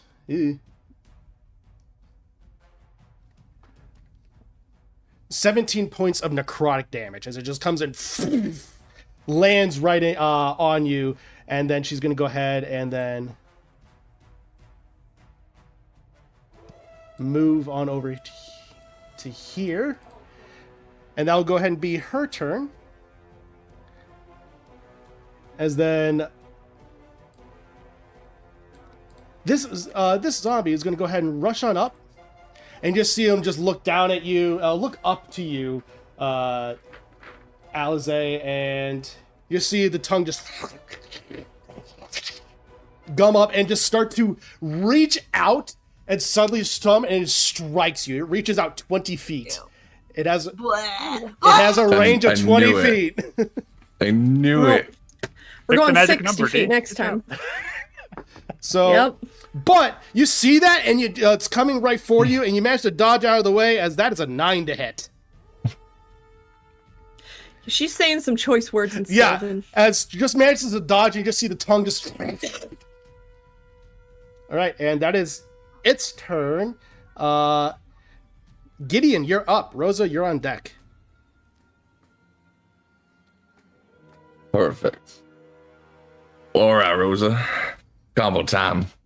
And Gideon's going to start running forward. Spear's still on his back, and he's going to reach towards his heart and pull out that flower again. As this time, as he's going to begin raging, will kind of crush the flower as the fire goes like up his arm and like starts burning away, kind of like normal, but now it's like this radiant light that's like hidden in his hand. I'm going to do a Dragon Age special that I was doing because I made Gideon in Vanguard. And I'm just going to run up. Oh, I know what you're going to do. Yes. He's going to run up either, like, if I can, go here. Yeah. And I just want to just drop kick this guy towards the tiefling. Or basically the push attack. You know, 10 feet towards him. Right? I get you. Yeah, you're doing a push attack. Yeah, go ahead and make this will be athletics versus his acrobatics. Perfect. I am raging, so that is advantage. Yes, it is. 22. As you go ahead and look and you just see that, you just rush on out and just basically just straight up Sparta kick this guy. And it just goes, huh! Rushing a flame, almost like Ghost Rider just coming out of the alleyway. You push him and he just straight up ragdolls and goes directly diagonal 10 feet. So that would put him right here. Just get in. And he failed far enough. He rolled a total of a 9, so he failed by 10 or more. So I'm gonna say he's actually, because of that, it was so forceful, he was actually knocked prone.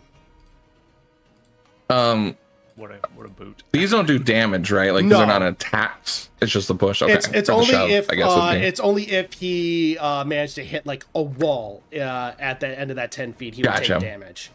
Okay, I just wasn't sure because I know with my rage. Oh, with the weapon. Never mind. It's with the weapon. It specifically says weapon. Otherwise, monk barbarian would be scary. So, all right. So that's your turn then. Because you did your movement. And then I'm gonna be 5, 10, 15, 20, 25, 30. 5, 10, 15, 20, 30. 5, 10, 15, 20, 20.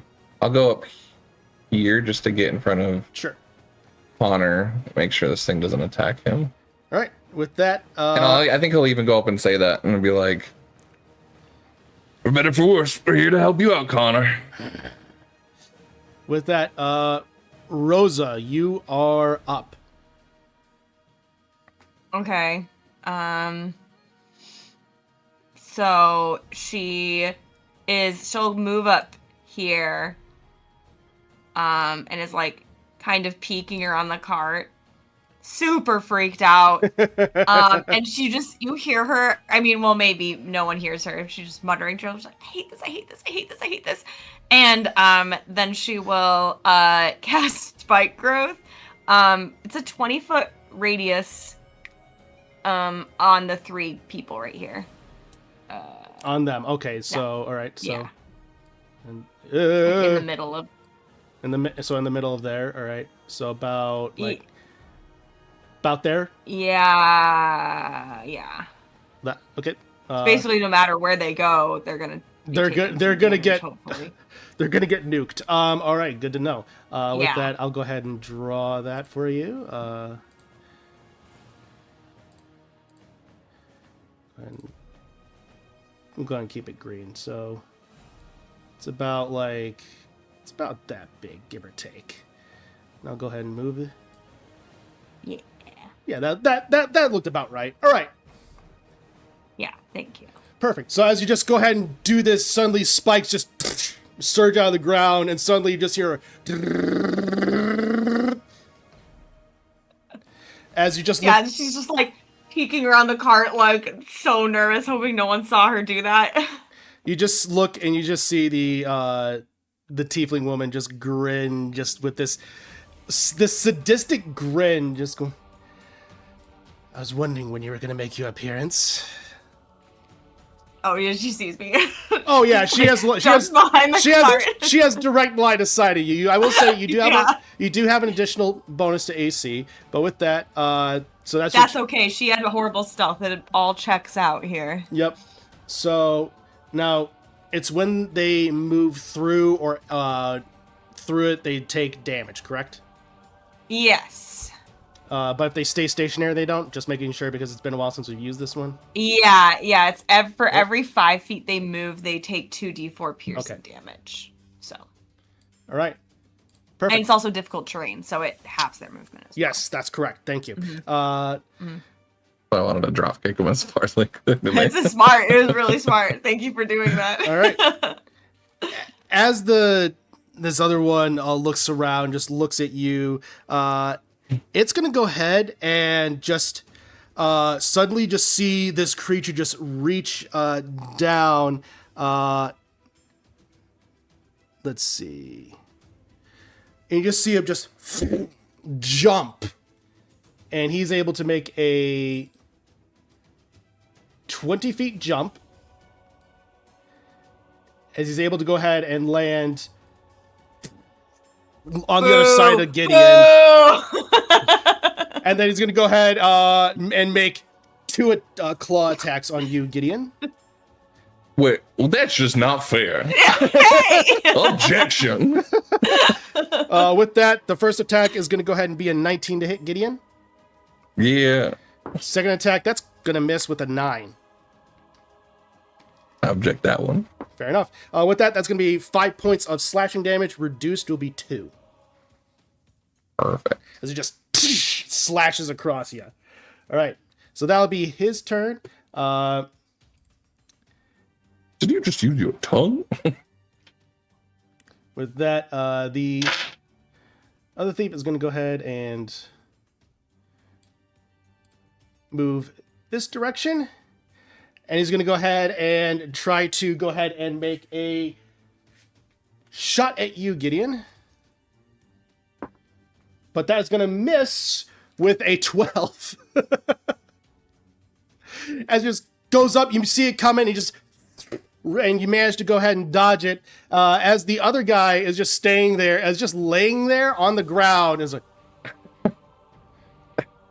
and just looks up at the tiefling woman and and he just stands up, which is technically not moving through movement. But this poor man, he can only move 1 square, so he's going to take 1 thing of damage since that's basically consumes all his movement. Okay. 4. Okay. And with that, he's going to go ahead and take a crossbow bolt. He's going to go ahead and take a shot at you, Rosa. Okay. You'll get a +2 bonus to AC due to where you are positioned. Cool. So with that, but that is going to be a 19 to hit. Oh, yeah. As you take 2 points of piercing damage. Well, okay. Now, is Spike Growth concentration? It is. So Let go ahead and me make roll a that. DC 10 concentration check.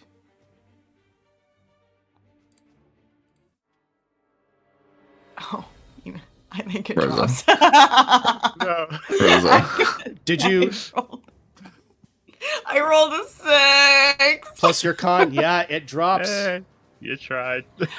Yeah, I don't have a feat to help me. That's it. She's not a warrior princess. Buddy. As Unfortunately. suddenly you get hit, and the panic just hits you, and just freaks out, yeah. it just drops. Oh. All right, that is his turn. Back to the top of the order with Alize. All right. She's going to move from this position and fly up. For 35 feet. And Fair enough. so she flies up 15 feet more and over with that bonus speed. And then she's going to do Hail of Thorns on let's see, broadcast to others. She's doing it here, so it'll get both of them. Okay. All right. So that is. Oh, but I have to attack first. you have to attack first, then they have Because to that's a second one. Yep. then they have to make a dex save. Oh, yeah. So, that's with my crossbow. That's a +6. That's a 20, dirty 20. On her, that hits. Okay. And so it's going to be that. And we're also going to do Dreadful Strikes on top of that, specifically to her. And then the Hail of Thorns, they need to make... Next time you hit a creature with a ranged weapon attack before the spell ends, the spell creates a rain of thorns that sprouts from your ranged weapon or ammunition. In addition to the normal effects of the target of the attack and each creature within 5 feet must make a dex save. A creature takes 1d10 piercing damage on a failed or half as much on a success. So, real quick, just for that, the thief rolled an 12, and she rolled a 15.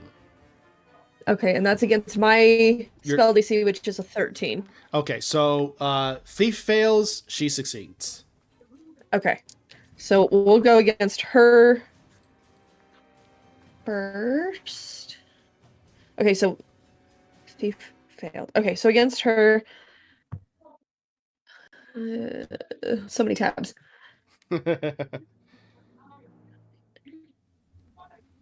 So it's 12 against her. 12 damage, all right.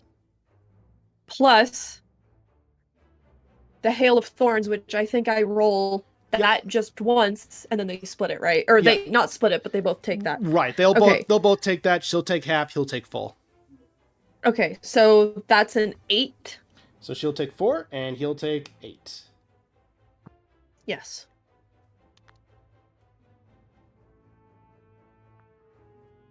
All right. And yeah, Alize's just trying to draw their them away from Rosa. Yeah. So with that, okay, and that is good. Perfect. With that, Revenant, you are up. Okay.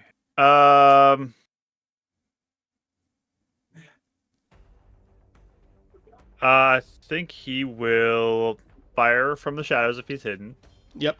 At her. So, action, shoot. That is going to be 20 to hit. That hits. Wow, you and Alize are in sync. You both rolled 23s and then 20s. Ah. We twin a lot. Perfect. And that would be 10 points of piercing damage from that attack. Okay. So now I am revealed. Mm-hmm. So with that, I will think 4, 5, 6. I think I'd move maybe like to here for a moment, just to kind of survey everything down on the street. Mm-hmm.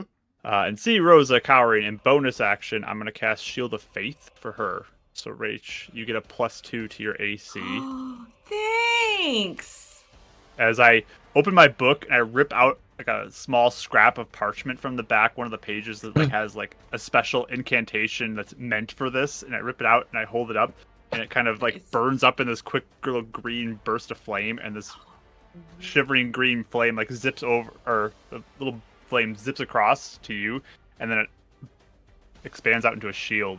It's just like hovering in front of you. Love it, love it, love it. As- I love there's like little pre-made tabs, there's little dotted lines. Yeah. So you can Like one of those like take this number type of rip-off tabs. Oh, Yes. On that page. That's so good. Such a good add-on. I was like, That's oh my really gosh, fun. all the librarians are gonna be like, Yeah. listen to that, and they're like, yeah, this is meant to be. You're like, okay, Perfect. So, So- Right, You everyone can forgives verse you. for that later, yeah. All right. So that's fun. that's your turn then? So with that, and then I will duck back into the alley, but I'll just take cover essentially from the guy on the left there. So how far back I have to be to get like some cover from the people in general. So like maybe here. Okay.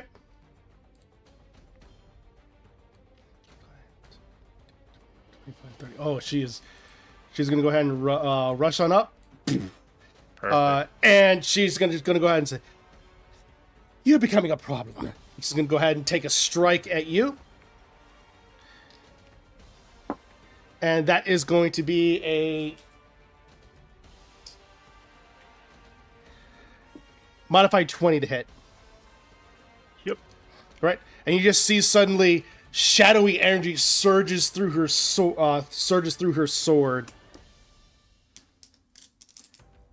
and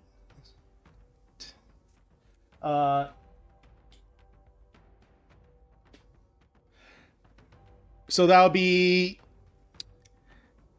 6 points of slashing, and then 9 points of radiant damage. So 6 plus 9, 17 damage total. No, wait, 15. I'm an idiot. I succeed on my con save. Okay. So, and then she's going to go ahead and make a second attack on you. That is going to be a 19 to hit. Yep. And that'll just be 12 points of slashing damage. Is it 12? 12. Okay. So DC 10 con save. Still good. All right. And with that, she's going to go ahead and just hold her sword back over, and with her shield just goes, "You can end this now. And we'll let you live." All right. And with that, that'll be her turn. The other one's up. Is going to go ahead and make an attack on you, Gideon. That is going to be a modified 20 to hit. Yep. There it is. And that 4 points to 2 points of slashing. And then a secondary one. Wait, did he move out of Gideon's range No, when he moved up? Or no? Okay. no, he stayed within. No, okay. And with the second one, that is going to be a 16 to hit. Yep. All right, and that is going to be. Wow, these guys are really rolling like hot stuff. 5 points to 2 points of slashing again. He's just kind of standing there, just like, all right. All right, so that's its turn. With that, Gideon, you're up.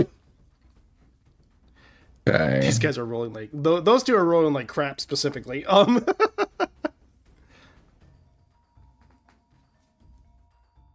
expecting him to move that direction. That was kind of weird. All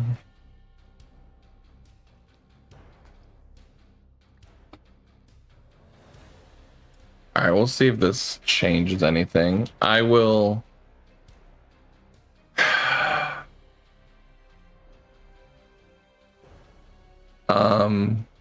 Sorry, I'm just thinking this through really quick. I don't think it's going to affect anything else. Okay.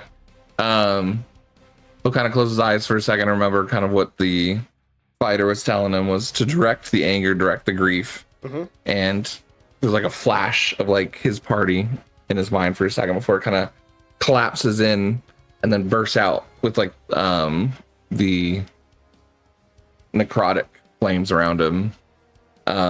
As he'll then take his spear and kind of twirl it up in the air and slash it down to the one that just attacked him. Okay. And I'll go reckless with that. Okay, so perfect. The one that's in front of it. Perfect. So that's going to be... Sorry, I can use the gun. 30-20. That hits. To hit.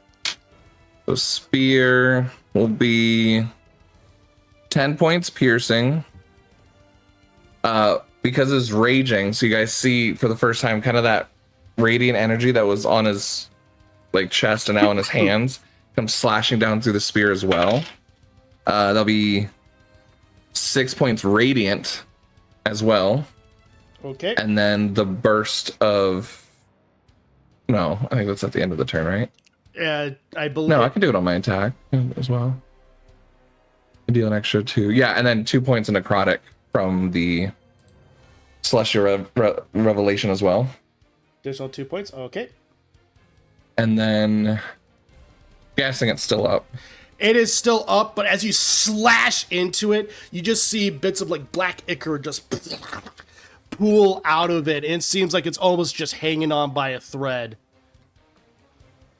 Alze, do you mind cleaning that up for me, or Rosa? One of you, please.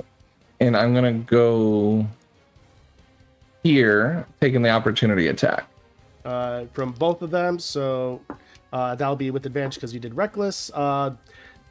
So the first one, the one that you just hit, that's going to be a 12, so that won't hit. But it just makes sense as you just see his loose limb just kind of just slaps around in the air, while the second just smack it out of the air. Well, the second one's going to go ahead and attack you for a 18 to hit. That one hits. For 8 points, so 4 points of slashing damage. Okay. And then at the end of my turn, they both take 2 points necrotic within 10 feet. So the 2 of them. Okay. Or, well, the thief and the zombie, not the one I attacked. Sorry. Right, no worries. I just wanted to not hit Connor. It was kind of the big one. And then he'll just yell out, Resident, do you want to switch? Yes. All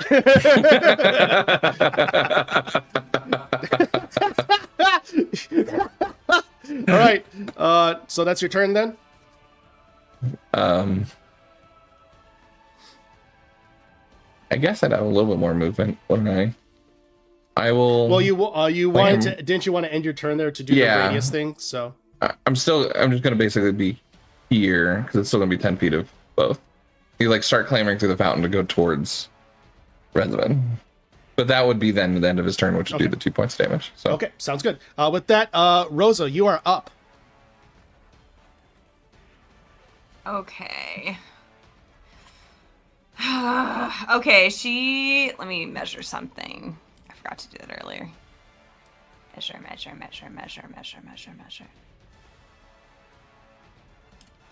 Okay.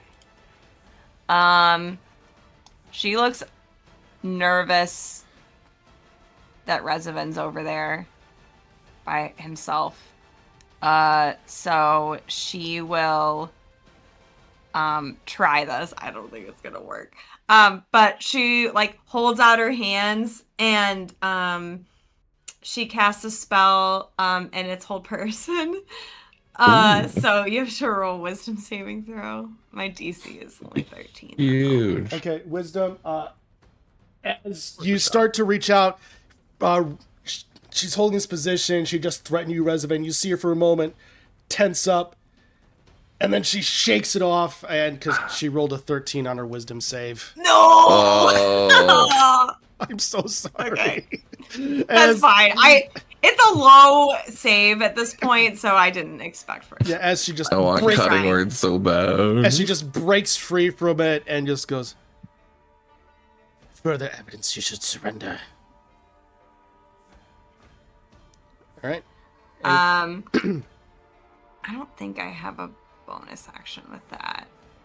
I think though she feels a little safer to come out, and maybe get by Alize. Yeah. Just so she Alize, can see everyone. yeah, Alize is 35 feet up in the air, by the way. Oh, never mind. She's not coming out. Yeah, it's she'll just stay behind the thing for now. Keep an eye out though. hard to tell on a 2D map. Yes. So, but What's the name of that toddler that goes around the corner and then they're like, nope, and then all right. So the other one, with that, the other zombie is going to look around, look at you, Gideon, and its tongue comes out and tries to hit you. And that is going to go ahead and be a 18 to hit. Yup. As you go ahead and then take 15 points of bludgeoning damage, so that's reduced down to 6. That's a solid one. As you just suddenly, at that point, I need you to go ahead and make a con save for me. Or no. Con? Con. Gross. 6. As you suddenly then feel poison start to get into your veins as you take 4 points of poison damage.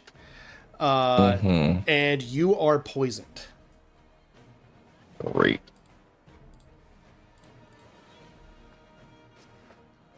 So, just a reminder for those at home I think it's disadvantage, right? who don't remember what the poison condition. It is poison creatures at disadvantage has disadvantage on attack rolls and ability checks. So, Cool. all right. With that, this thing is going to go ahead, look at you. It's going to go ahead and rush on up. It's going to go ahead and make an attack roll on you, Gideon. Seeing the moment of you just getting affected by this, is going to rush on up with a 12 to hit.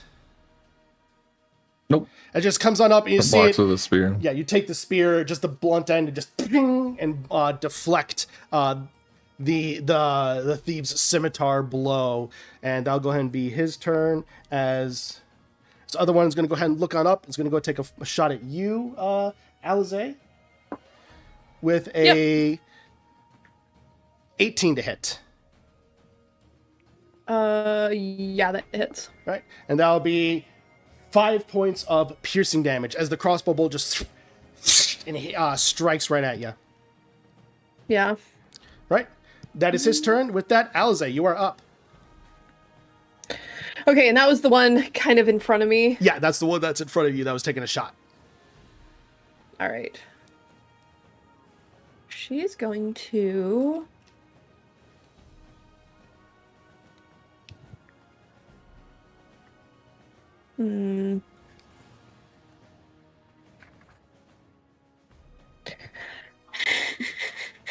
Yeah, I'm gonna save that.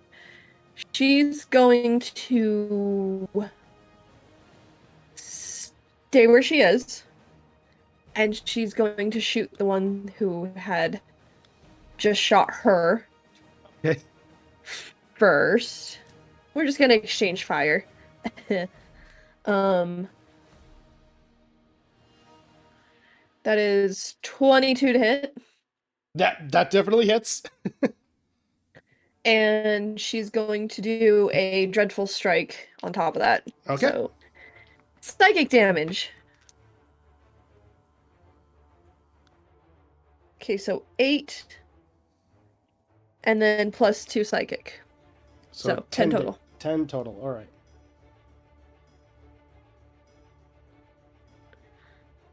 And she's going to, let's see. Has dreadful strength.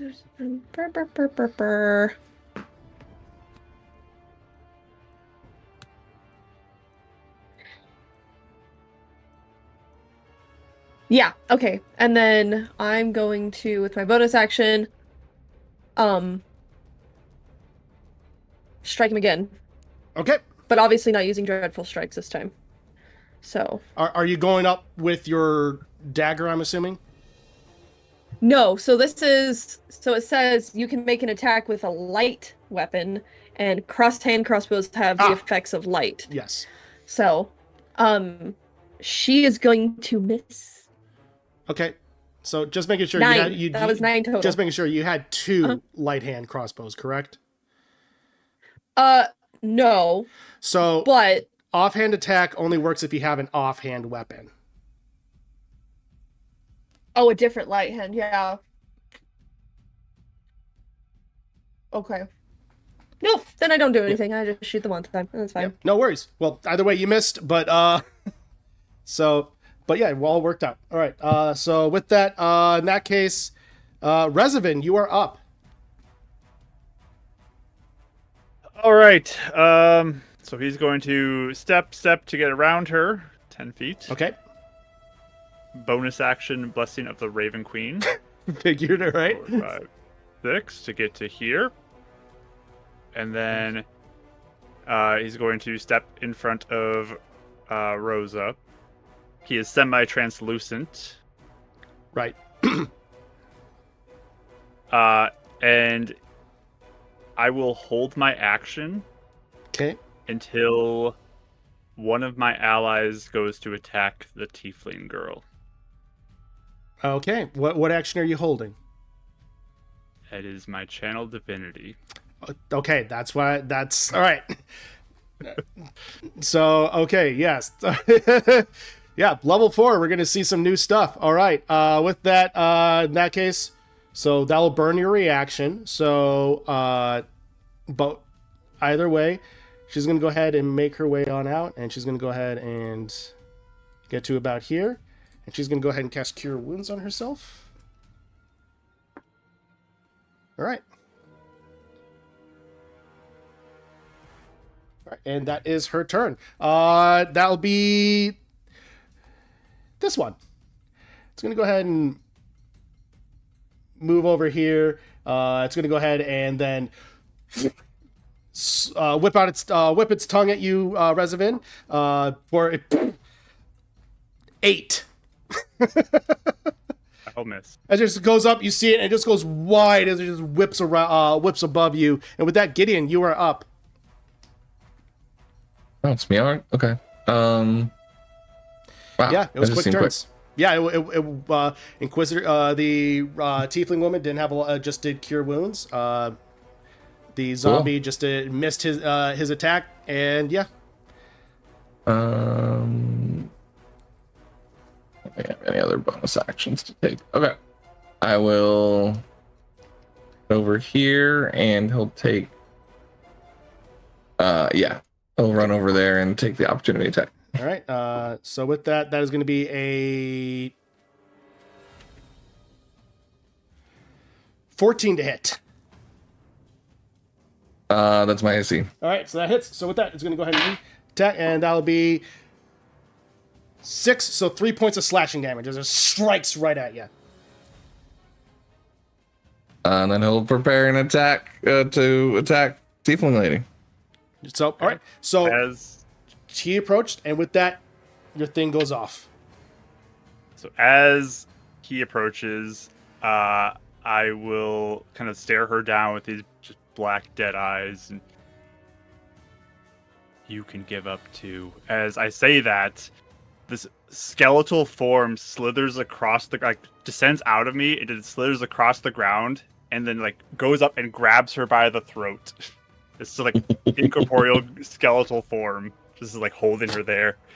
as I will use my channel divinity to do Path to the Grave.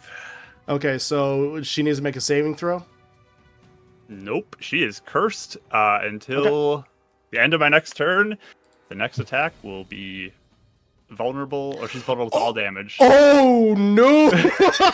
Oh, yeah, that's right. That's right. It's been a while The since I've best had... channel divinity ever. Like, it's so good. I read that when we leveled up, but again, that was like a month ago. I remember reading that being like, oh, that's not good for me.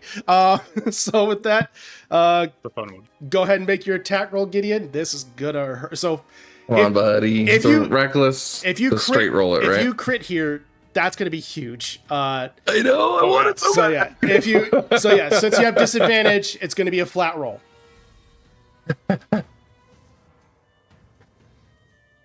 Oh, so close. 19. The 25. That still hits. So I mean, Gideon crits on a 19 too, right? he's not a- I mean, isn't that he's not a He's a champion special fighter. boy. he's special boy doll? He's a special boy, Alright. but he's not a He's the champion. most special. Ooh, that will be almost max damage. 13 points piercing. 2 points radiant and 2 points necrotic. Plus your so 12. So what'd you say? 13 plus 2 plus 2.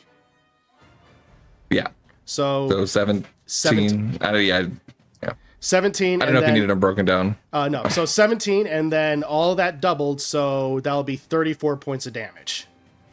Nice. So He's just kind of making, like jumping up and kind of coming down with the spear into like her shoulder. just making sure. Did you include the rage damage? Yes, yes, I Okay. did. All right, I have it built into my weapons. perfect. Just wanted to make sure because having played barbarians, That's 4 points right there. Yeah. it's easy to forget. But as you go ahead, Yeah, I and- actually do the reverse. I put it in my weapon Oh. unless I'm not raging, and then I minus it. So. fair enough. So as you go ahead and do so, you go ahead and leap on down as this skeleton is holding her and go right into her clavicle. And as you do so, you hear a slight snap as it goes ahead and just breaks against the armor. And you just see her just... As she looks around, and she is starting to be panicked as effectively she would have the bloodied condition at this point. Which means, Skeleton disperses. And yeah. So... Is it just one attack? It's not every attack? the next Yeah. attack that hits. Gotcha. So, which, if that was a critical, that would have been quadruple Oh, damage okay. effectively. So, So close. still a really good hit. All right.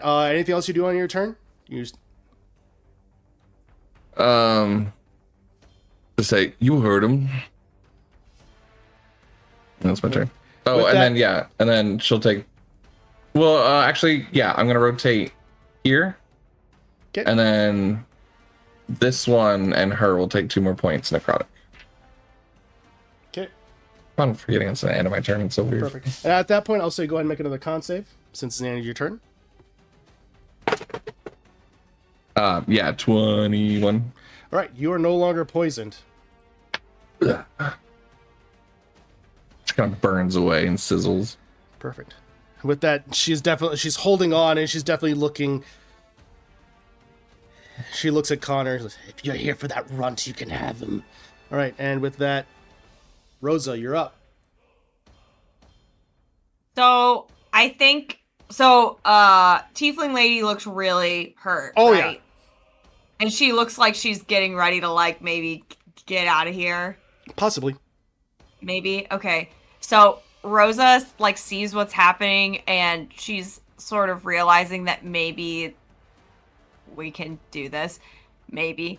And so she like creeps around and creeps over here and I just picture her just slowly just yeah. Like really like not wanting to draw attention. And she gets out the gem of brightness that we got. yeah. And she like holds it up and she shoots or like basically fires like a big beam of light emits from it and just at the tiefling lady. So she has to make a save DC 15, a Constitution save. Yep. Or she will be blinded. And Very nice. oh, I'm not gonna remember that. oh no. Oh no. I don't know, for me or for you. For her, as somebody looking over, she sees you and just almost like looking into that, like probably that one poor sod that didn't put on the glasses when looking at when the nuke first went off, and just suddenly just. Like you're at a campsite in the flat, and it's like those old disposable cameras with that blinding flash. That's basically what happened, and her eyes just go, and yeah, she rolled a 1. She is blinded.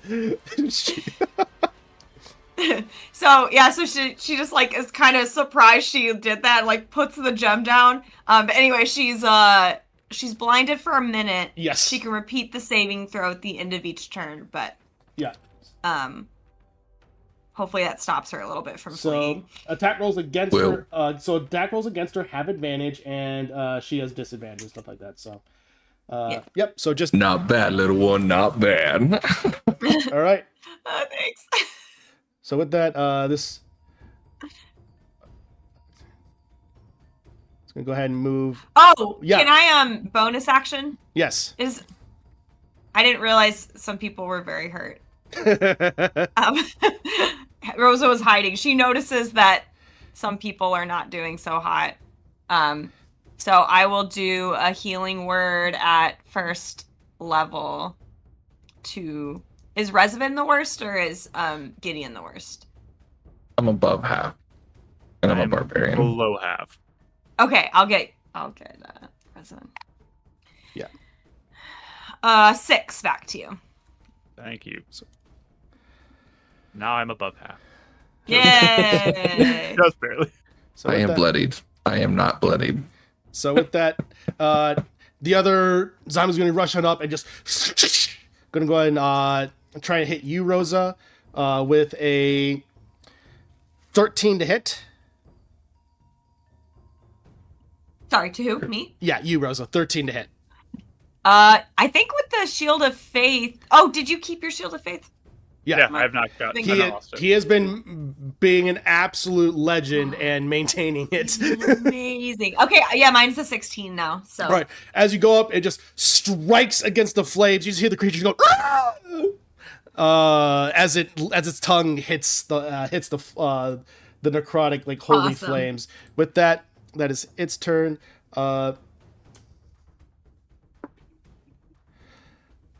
The other thief is going to go ahead and look around and see the writing on the wall, and he's going to go ahead and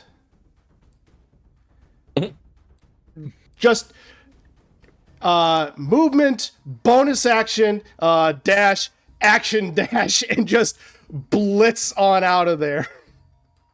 He is running for his life. So in all intents and purposes, he is effectively out of combat. Better rethink your choices. Gonna make sure I'm on the right screen before I delete them.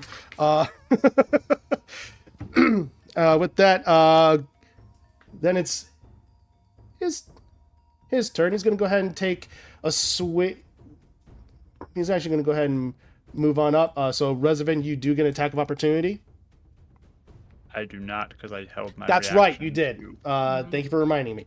A lot of things happening in the combat. With that, 21 to hit, Rosa. Oh, yeah. Okay, and that'll be...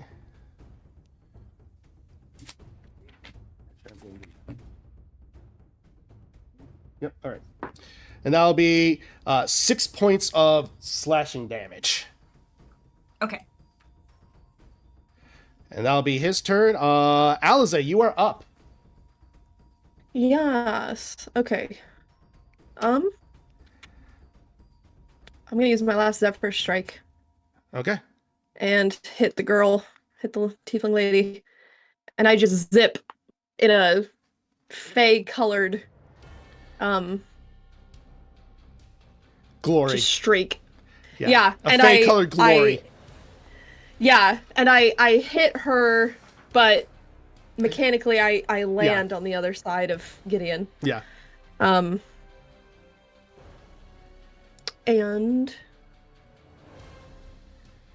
You do get 23. advantage.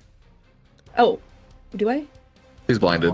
Blinded. Oh, And you're that's flanking. right. Blinded, flanking. You have Have your choice. Pick your poison. Yeah. So hot.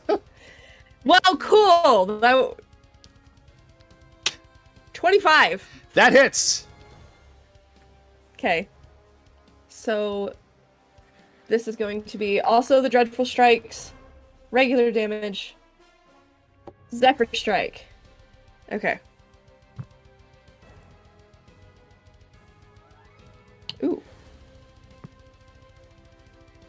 So 10, 17,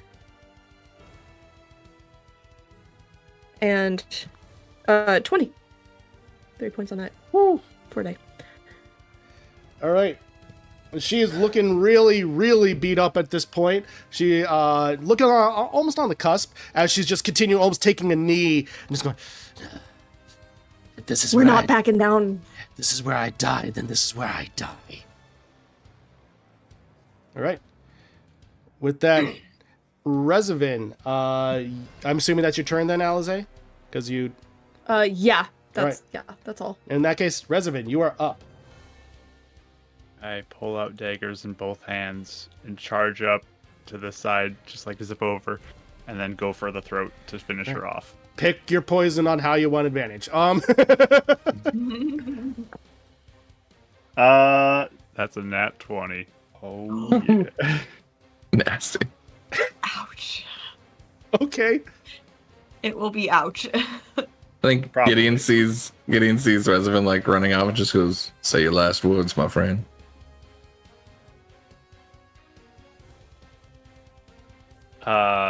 And just he goes up to her and just does the one to the throat and just, you underestimate us, and rolls his damage. Okay.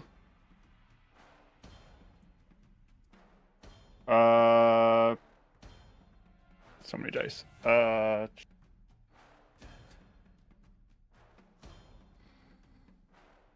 my bonus?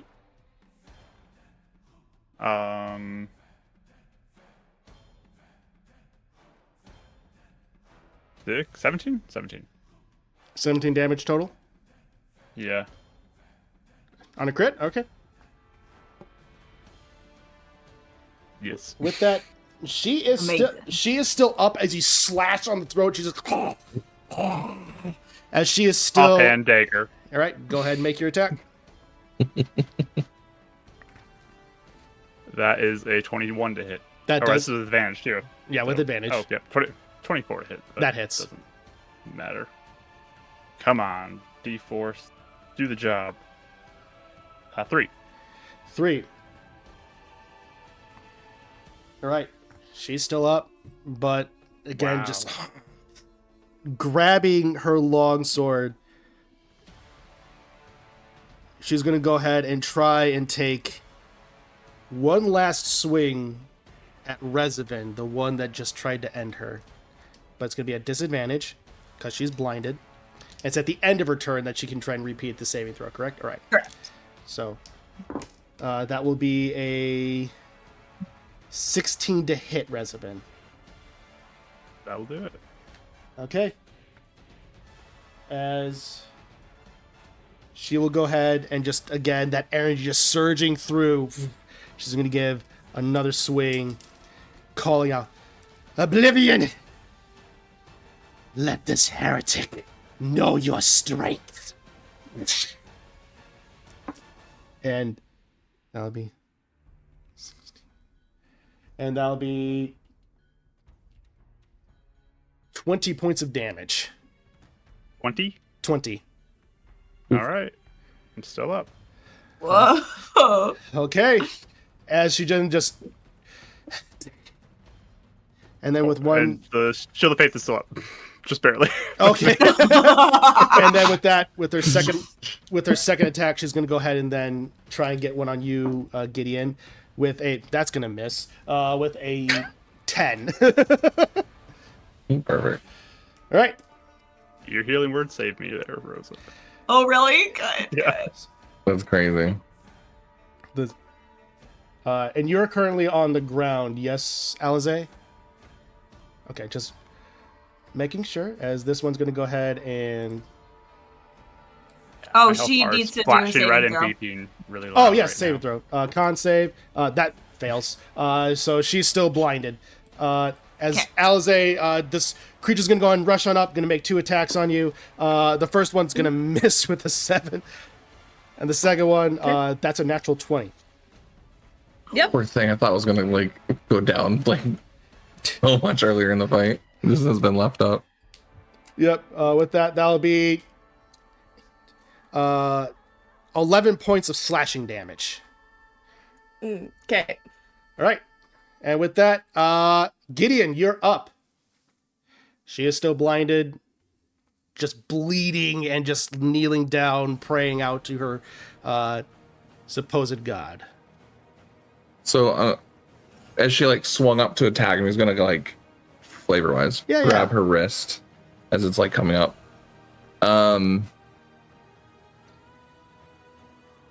Do I feel like she has currently a way to get away? Like, I mean, I guess not, because she tried, but like just with what I know and what I can see on her, doesn't seem like she has any other items or anything, right? Okay. No.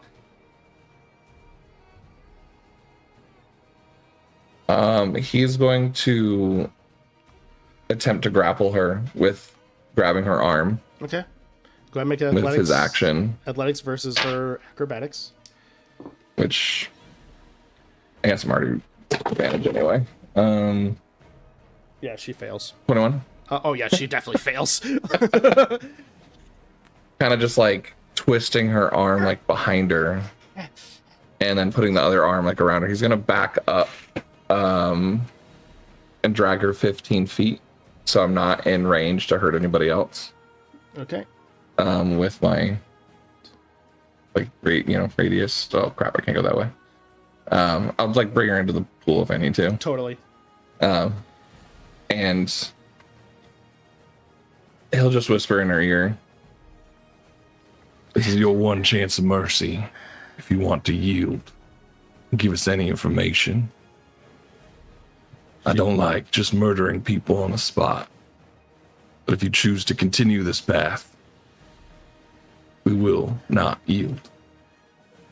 You see her pause for a second and then just look up generally in your direction where you were speaking.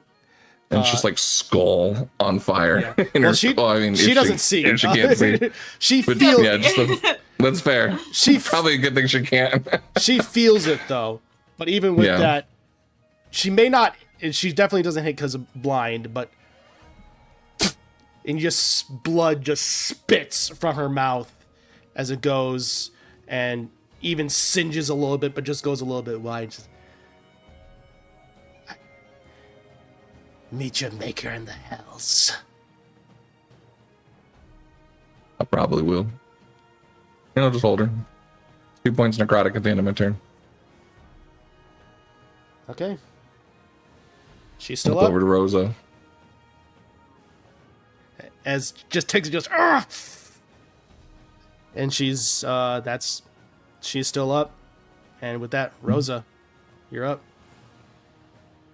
Rosa will not finish her off. She you like you're I getting think to so, look but- at her and she just kind of like no. And but she doesn't want to get attacks of opportunity, but she will kind of like try and dodge over, and Revenant looks super hurt, so she'll do second level cure wounds on him. Yes. Gideon's hurt too? I'm fine. Trust and Resident needs them more than I do. No. That's not my concern. I'm still above half, so. Okay. Just in case, I'll use my action as for a wild shape and go into my starry form. Okay. For Chalice. And then so the glow happens. She selects the constellation, and then bonus action, she will healing word herself because I got hurt.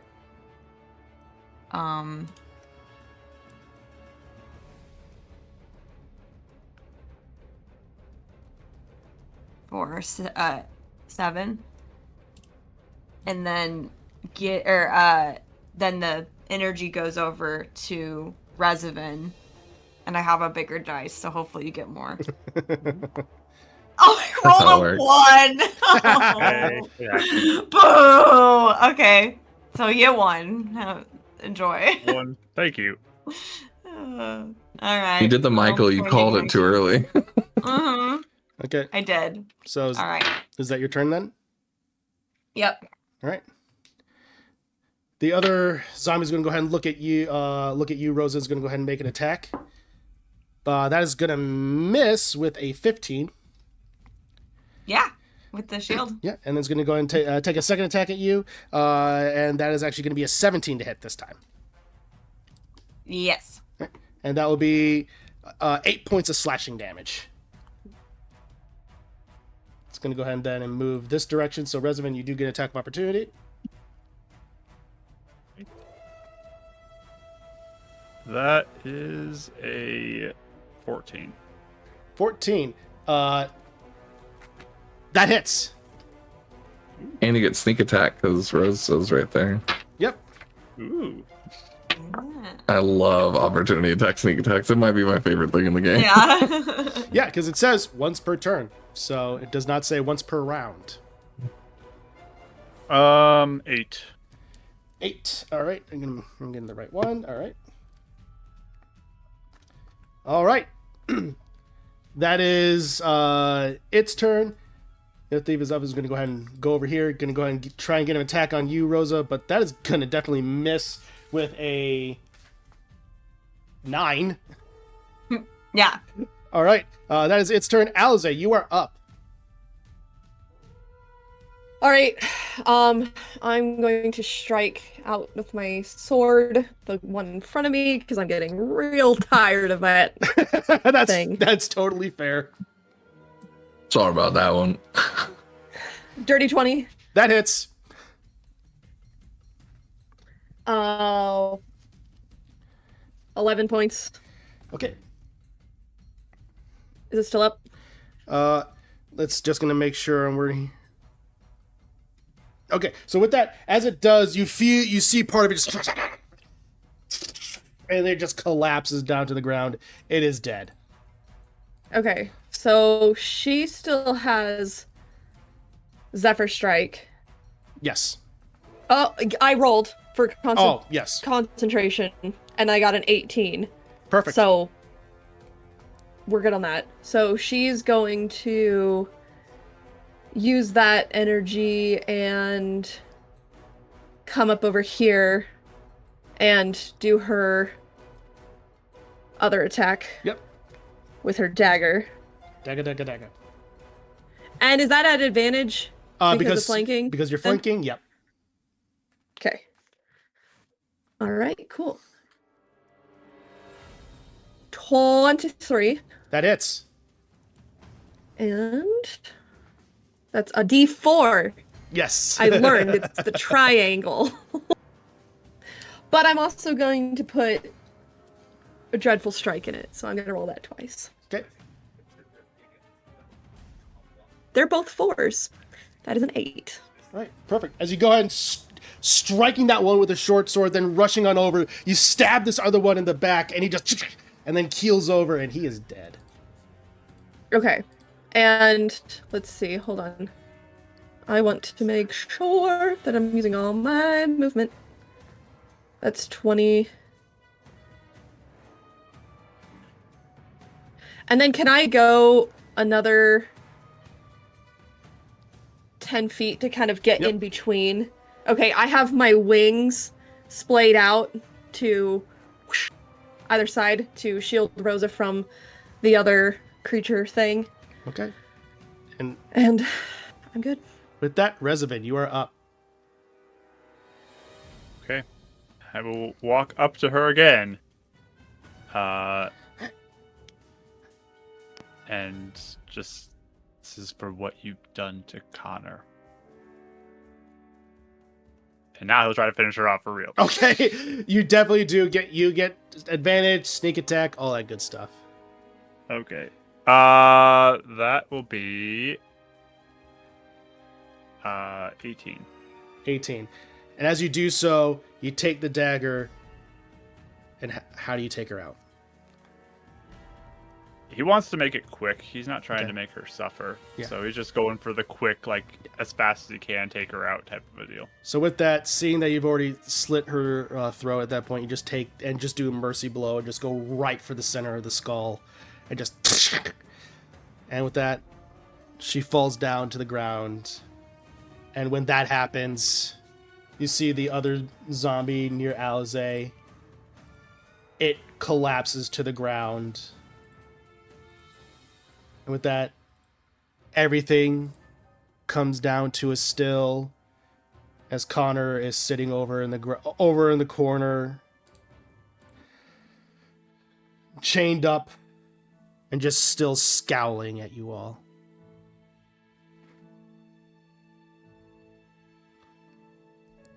Slowly go. Alice's gonna take a knee. She is so hurt right now. I'm sure, like, I have wait, you HP say potion. Alize's hurt? Oh yeah, I have 7 HP left. Oh, okay. She's been taking a beating. Okay, have you, I'm taking my health Please- potion. maybe I was missing it, but please feel free to narrate that you guys are looking I know. awful, because I was It's not okay. picking up on that at all from anybody. It's okay. Yeah. With Alize, she's never really gonna say it Well, yeah, but because narratively for me, so I Yeah, know yeah, I what will. you guys Yeah. are Like, doing. Rose That would be see you very being helpful for bleeding. me. Yeah. Yes, Yeah. yeah, I would. Yeah. I see tried you to say I was bleeding. blinking red, like flashing light. Yeah. I tried to indicate that. I heard that. Did you say that? Sorry. It's fine. Um, I'm gonna Okay, take my HP so- potion that I still I'm on the have. quarter health thing Okay. right now in Zelda. well, I'm doing healing. I'm Alright. sure everyone's really focused on Connor, but Rosa's like Yeah. trying to do as much as she can. Let's go ahead and get Rosa's healing. Let's go ahead and get Alize with the potion first, and then Rosa, you can go ahead and do your thing. Just so, Rosa go. I just want to Alize, save the potion. yeah. Unless you want to save it. Yeah, if you want to save the It's- potion. If you want to save it, you can. Sure, I'll save it and see Okay. how much. Yeah, go ahead and do. Okay, so Rosa, go ahead and do your thing. Okay, healing word. For. Or actually, I'll do cure wounds for Rezavan. So that's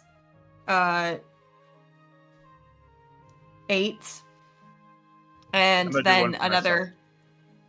Yeah, another shoots off to Alize. For 1. I'm gonna take out my potion. God. No, I'll do one more. I'll do a cure light wounds Okay. to you, or light wounds. What am I, Pathfinder? I was gonna say, wow, I haven't heard of that in a decade. I know. So you get 12 back now, or 11, Oh, thank you. 11. and then Rezavan jing gets 3. Thanks. So hopefully that helps. And then Gideon's walking up to you, putting his hand on your shoulder, and puts 2 cure wounds in you as well. Oh, thanks. 10. So you get 12, and Oh, to who? it's all going to be to Alize to help get her back up. Oh, okay, thanks. So 12 plus 6, so 18 points total from his healing hands. I am almost at full. Thank you. Save the merchandise. Wait. Nobody wants I'm to take fine. this. I'm good. I Resident? got 2 in my pocket. Rezavan just kind of motions, be careful with her sword, and as he walks towards Connor. Okay. And he will kind of drop down into eyesight of him. I told you We were here to help you.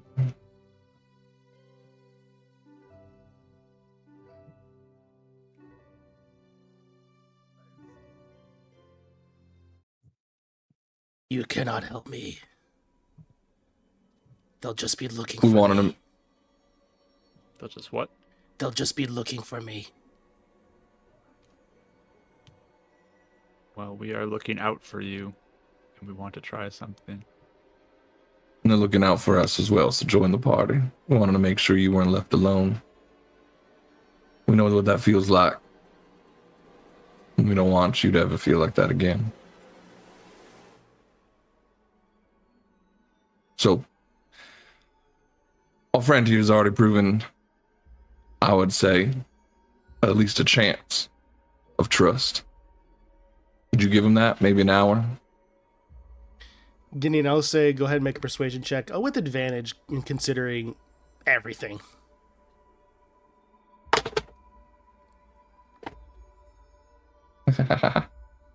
There's the nat 20. 25. 25. As he looks, he just narrows his eyes at you, Rezavin. What are you planning to do? Told you that you have two paths you can take. The spider or Connor.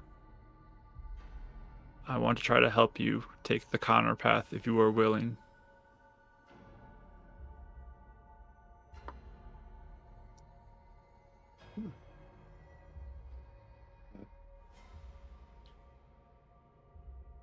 He blinks. Do what you can, please. I'm gonna get my book out and immediately start getting to work on ritually casting ceremony. Okay. So as you start to ritually cast ceremony, it does take an hour, so you all will be able. So you can take a short rest if you want. Outside of Revenants, since Revenant is focusing on. I'm busy. You're casting a spell. Everyone else can take a short rest, even if you're just walking around doing light work. I want to check her body before he's going to rest up. So I'll say in that case, go ahead and make a investigation check to see what you're able to find. I'll go too. Unless anyone else. Okay. I want to look at the other two. Okay. Investigation checks all around then. And my cat. Do you want us both to? Oh, yeah. It doesn't matter. I got a nat 20. Yeah, okay. Nice. Well, I got a 1, so I'll look in this pocket. Why don't you look into the other side? All right, Rosa. What's your investigation total? It was a 25 total. 25. Okay. Nice. Gideon, I'm assuming it's probably like a -1 or something like that. Oh yeah, I got distracted by the pennies in the fountain. So. All right. Little coppers here and there. You better believe I'm writing down -1 just for posterity's sake in my book, just to remember that, because it doesn't happen often. So with that, and then it's not negative. It's just 1. Oh, just 1. Oh, okay. I have a proficiency. Oh, okay. Randomly in it. All right. With that, Alize, what'd you get? So I got a dirty 20. Okay. Nice. And my Tressum Cal only got 8. Okay. Cal's a little distracted. Yeah, he does have poison sense though. So if he comes down here, if there's anything poisonous, he's kind of doing his little, animal sniffing. The most he's able to tell are those zombies that seem to have poison within them. Okay. So I'll go ahead and say for Alize, as you are currently looking over, you find typical like leather armor, and then like scimitars and crossbow, and even crossbow bolts that you could potentially use. Yoink. Beyond that, there's not much. It seems that they're potentially just hired hands. As for this tiefling woman, you definitely do find that she is adorned in what looks to be a full plate. From there, looking around, you do see the symbol of the chained oblivion around her neck. Her longsword, as you grab it, does appear to be magical of some kind. You just can't tell which. Just making sure. Did you chained oblivion or withering oblivion? Oh, I'm sorry, withering oblivion. Okay, I was like, No. "Ooh, ties together." It's almost 11. You're good. Yeah. I was just double checking. You're good. So withering oblivion. With that, as you're looking around, you also managed to find what looks to be, so Rosa specifically, since you got a 25 on this, you managed to find what looks to be 2 potions. Can't necessarily, you're not able to tell what they are. One appears to be almost like that of a clear liquid. Another one appears to be more blue in its hue. Okay. It's blue Powerade. Exactly. Or Windex. Be careful. Or Windex. Hey, Windex like fixes everything. Windex fixes everything. If that movie taught us anything. And it could be what That's poison from my Gideon. Big Fat Greek Wedding, Mark, Yeah. in case you don't know. Okay. Because I know you don't know. Oh, Yeah. okay. Oh, I thought that's why you said Windex. Because I was like, No. hey, yeah. Oh, I well. just have seen people do the prank where they go to the Windex Oh. aisle and they pour Gatorade into one of those and drink it in front of people and try to make people freak out. So Also valid. As a kid, Don't I do used to it. literally put not Windex do on my pimples because of that movie. Oh, no. It worked, man. I'm telling you what. Yeah. So, anyway, as you're kind of scanning and looking over, you don't really find much on her, but just based upon her armor and how it's ordained, she seems to be at least potentially decently high ranked within the cult because it's blackened with almost trim of like bits of gold and red. Okay. Oh, and just kind of to be sure, the person that I saw watching the spider earlier, was that one of the hired hands? Yes. Okay. Making sure there wasn't like More a people come out to third fight us. party. Yeah. Yeah, I wasn't sure if the Thieves Guild was involved somehow, so. Cool. So, actually, Alize, no, yeah, with that, you would definitely find the symbol of mask on them with that modified with that 20. You would find the symbol of mask on the thieves, on the thieves, actually. Yes. Okay. They are wrapped up. Interesting. So, Yeah, she'll hold that up and share that information. my apologies. I skimmed over that in my notes. Very good. So with that, Yeah, I just remember Amethyst bringing it up, so. Yeah. Like, So with that, as Resident, you all are scanning, looking, and resting however you are, keeping an eye out for stuff.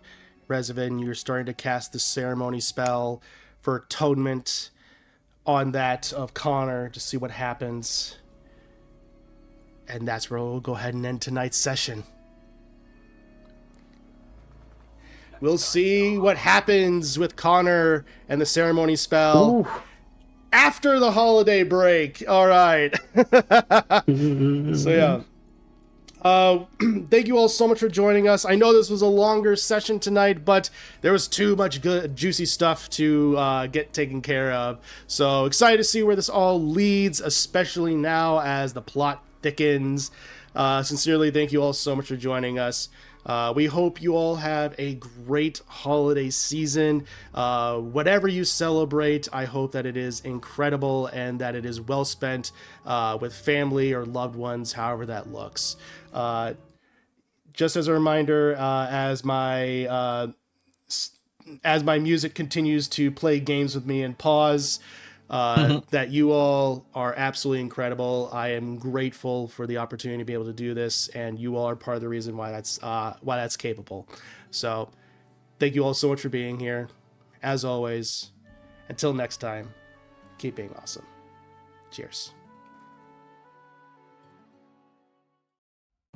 Hey there. Thank you so much for watching. If you enjoyed this episode, then consider subscribing to be notified when more go live. Thank you to official artists Rachel and Dee Lee for the character art. You can follow them under their socials Pip400art and Raphaziel respectively. If you want more D&D actual plays in between Revenants Wake, consider checking out games run by Mark and Mike on Twitch and YouTube under Marquee Gaming and Bardic Dice. And as always, thank you for the royalty-free music done by Kevin MacLeod, Ivan Dutch, Critical Role, and the Dungeon Playlist. Links to everything in the description below. And with that, we'll see you all next time.